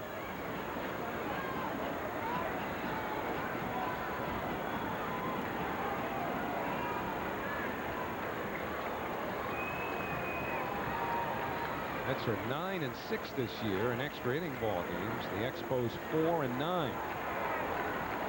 Greslanic trying to improve that statistic for the Expos. Ryan McGuire, the runner at second, and a 2-2 to Greslanic. Second strikeout for Franco. 2 away. Franco down with everything, and then he throws a fastball up.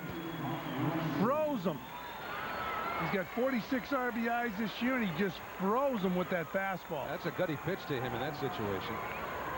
John Franco's been around a long time, and he had Greslanic. Look at Greslanic's upset at himself. He was looking down. And when you go to the plate against him, that's what you got to do, because that's when John Franco's most effective, when he stays down. Then he busted him up with a fastball. Now it's Lansing. First base is open, and the pitch in the dirt. Jose Vigro, the rookie third baseman, is on deck. We'll see what they do with Lansing. Although he's only 1 for 5, he did reach the seats in the first inning. 6-6 with 2 outs in the 11th.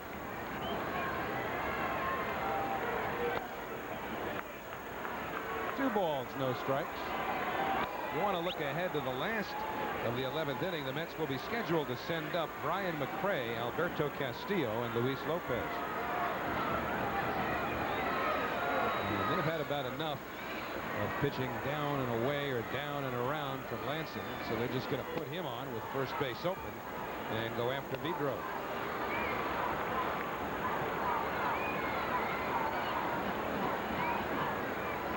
So Lansing accepts the free pass. And it's not that they have little respect for Vidro. You got a guy in the major leagues batting third in the lineup tonight, Jose Vidro, but Lansing's a guy, he's as tough as nails. He had that home run. You saw how intense he is. He's a good, solid major league player with a track record with the Expos. You're going to make the young player beat you.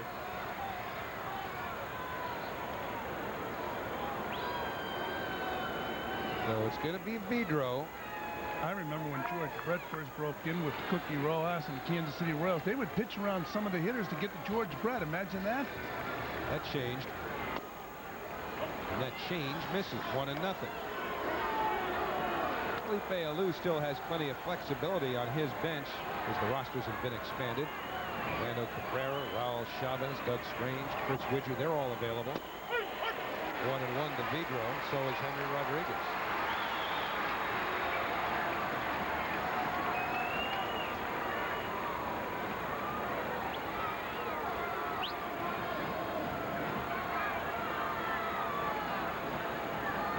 One ball, one strike, 2 outs.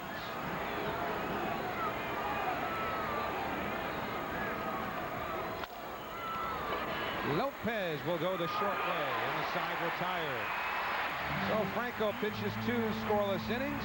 The Mets will try to win it in the 11th.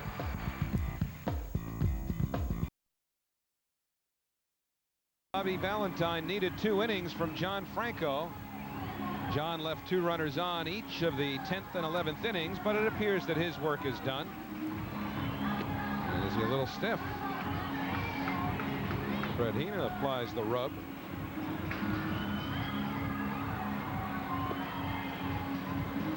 A lot of stiffness and soreness. Pitchers get to September. Talking to Bob Apodaca about that before the game. Well, you're looking at Todd Hundley. He's stiff and sore with that right elbow. How can you be stiff and sore when you're young? Well, of course, John Franco is going to be 37 years old. He's a kid. So here's McRae to lead off against Steve Klein in the 11th. No balls, 1 strike. Ryan without a hit and 4 trips.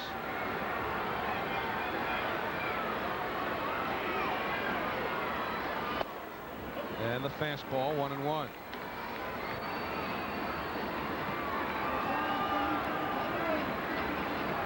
Henry Rodriguez enters the game for Montreal. He's in right field. Pardon me, left field. Corey Lytle, as I sneak a peek to right field, is getting loose in the Mets bullpen.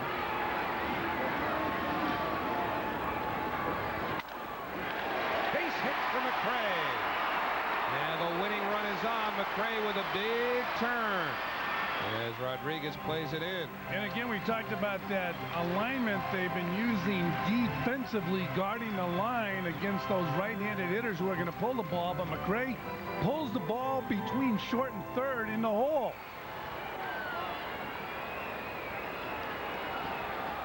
Catcher now Bobby Valentine will, I'm assuming, bunt McRae to second base.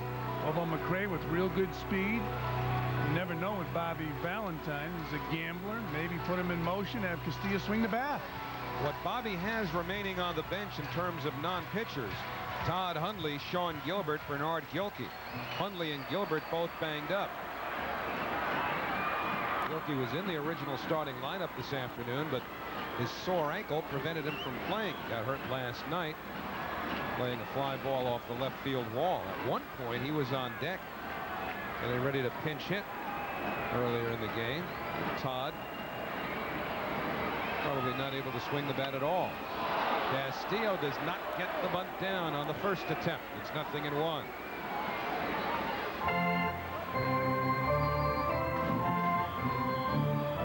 Bobby Valentine was talking a couple of weeks ago about the fact that he's never been a proponent of automatically giving up and out. One of the things he took from Davey Johnson when he was on Davey's coaching staff here in New York was a disdain for the sacrifice bunt. I think most managers would rather stay away from it. Most managers would like the 3-run home run, but you got to manage with who's at the plate. Behind Castillo, you have Lopez.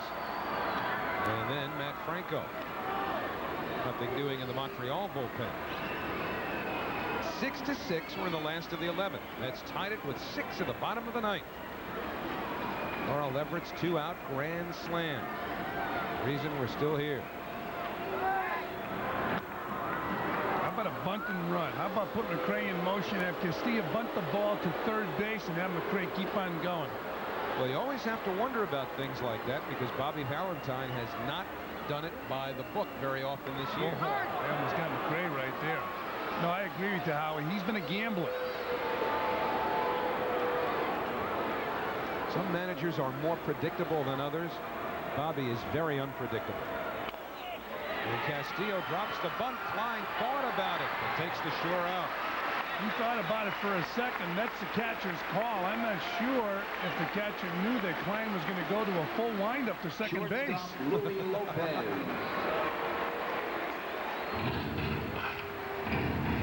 Watch this. Castillo bunts the ball. It's a mini Baltimore chop. Look at Klein.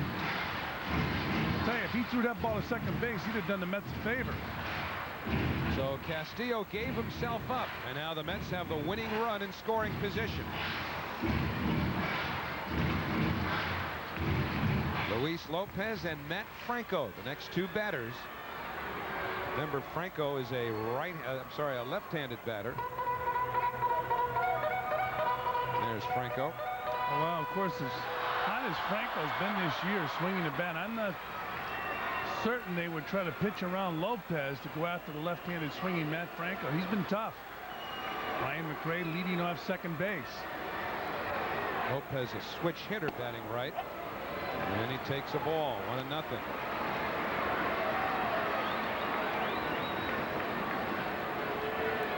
Expos have out-hit the Mets 14-8. Outfield pretty much straight away on Lopez.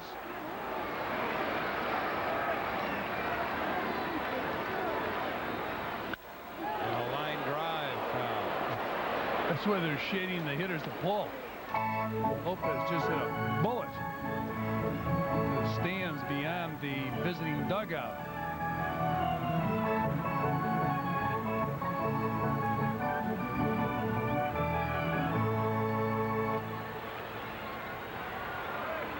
One ball, 1 strike, 1 out. Gray, the winning run at second. And it's outside, 2-1. Remember, Matt Franco, who is the on-deck hitter, is far more successful against right-handed pitching than he is left-hand pitching. Although he is .250 against the southpaws, over .300 against the right-hander. He seems to be a better hitter when the game's on the line. The 2-1 to Lopez upstairs.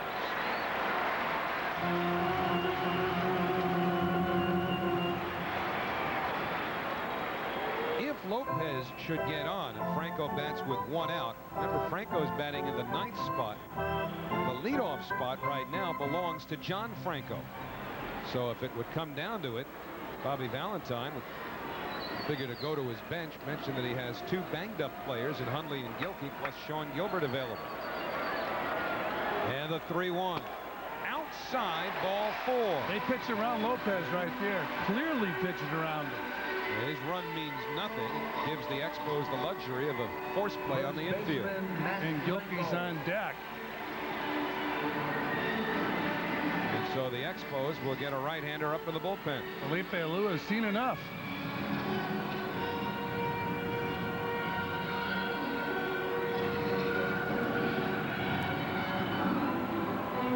Expos getting Mike Thurman, a right-hand pitcher, loose in their bullpen. Bobby Cuellar is coming out to the mound. Now you wouldn't think they'd bring him in here to face Franco with Bernard Gilkey on deck. You wouldn't think they'd want the left-hander Klein pitching to Gilkey if it comes down to that.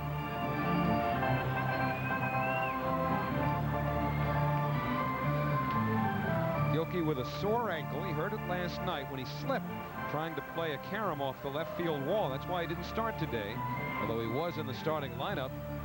They changed that less than an hour before game time. So Klein will stay in the game.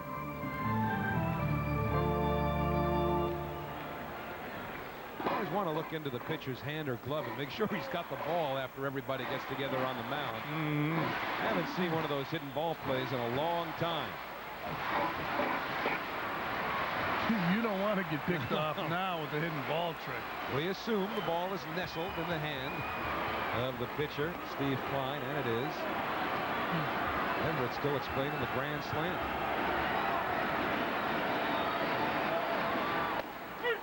And the breaking ball, 0-1. So Matt Franco trying to play hero. Well, whatever happens, it'll be hard to find a bigger hero than Everett today. Two-out grand slam to tie it in the ninth. Way out in front. So Franco in an 0-2 hole. And didn't look good on this breaking ball right here. So far, Klein has been on the money. He pitched around Lopez to go after Franco, and he's looked bad on both pitches. No balls, 2 strikes, 1 out. Gray the winning run at second. Lopez window dressing at first. And Franco is down on 3 pitches. Breaking ball, breaking ball, breaking ball to Matt Franco. Finds a nice job there. And now as soon as Gilkey is announced as the pinch hitter, I would expect to see Felipe Alou go to the mound. Number 23, Bernard Gilkey. Thurman started to throw in the bullpen just before Franco came up. Now, are they going to let the left-hander pitch to Gilkey here? That would be a surprise. And Felipe slowly, he's on the top step. And he's looking back, wanting to know what else they've got on the bench. Just Gilbert and Hundley from all that we could see. And Alou took every second that he could. Clyde wanted to pitch to Gilkey, but Alou's going to go with the percentages.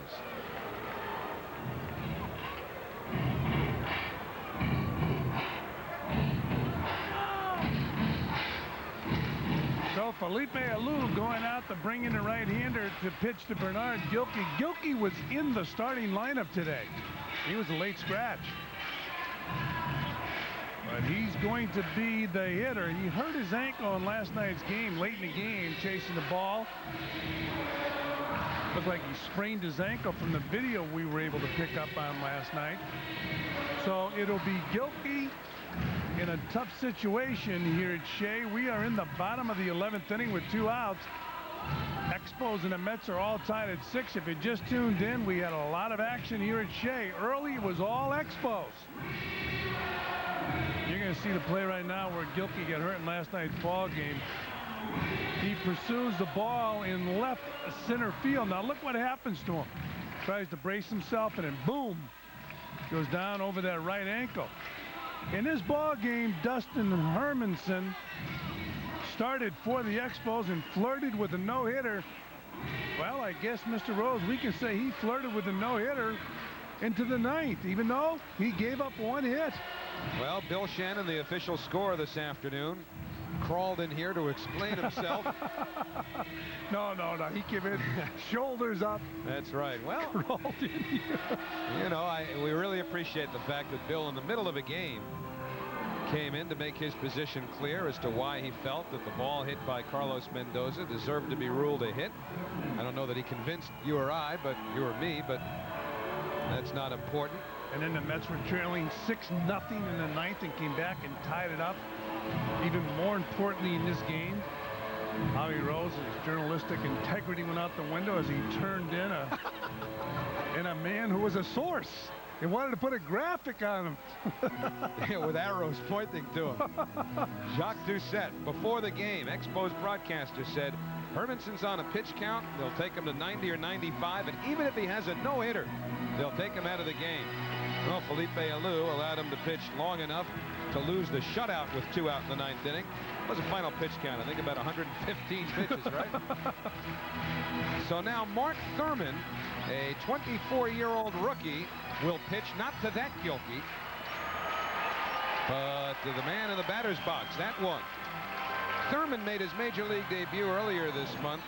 That was against the Red Sox as a starter. He gave up 4 runs in 4 innings. Mo Vaughn touched him for a 3-run homer. And now it's Thurman to Gilkey with a winning run on second and 2 out. Ball 1. Gilkey is batting for John Franco, who pitched 2 innings.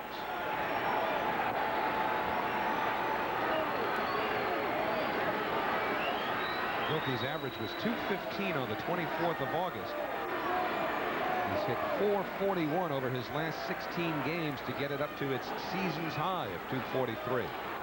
And some trouble getting together on the signs.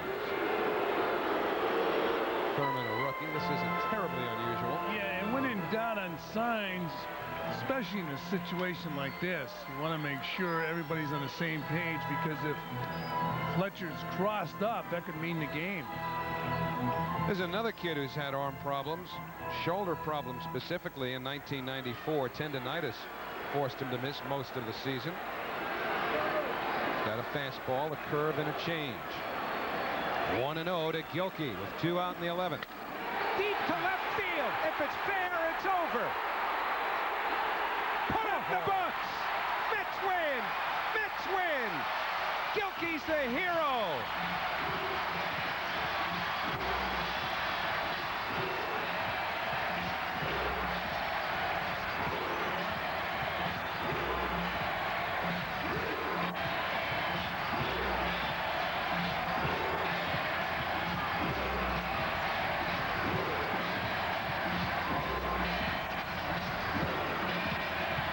So Gilkey, who couldn't start because of the bad ankle, pinch hits a 3-run game-winning homer.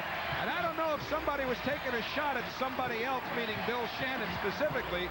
I just looked up at the scoreboard, and as that ball made its way into the seats, it said 3 words on the right field scoreboard: official scoring, hit. Oh, Gilkey hit that ball a ton. That ball went up into the green seats. What a ball game here at Shea Stadium. And the Mets once again coming back. And again, that word, resilience.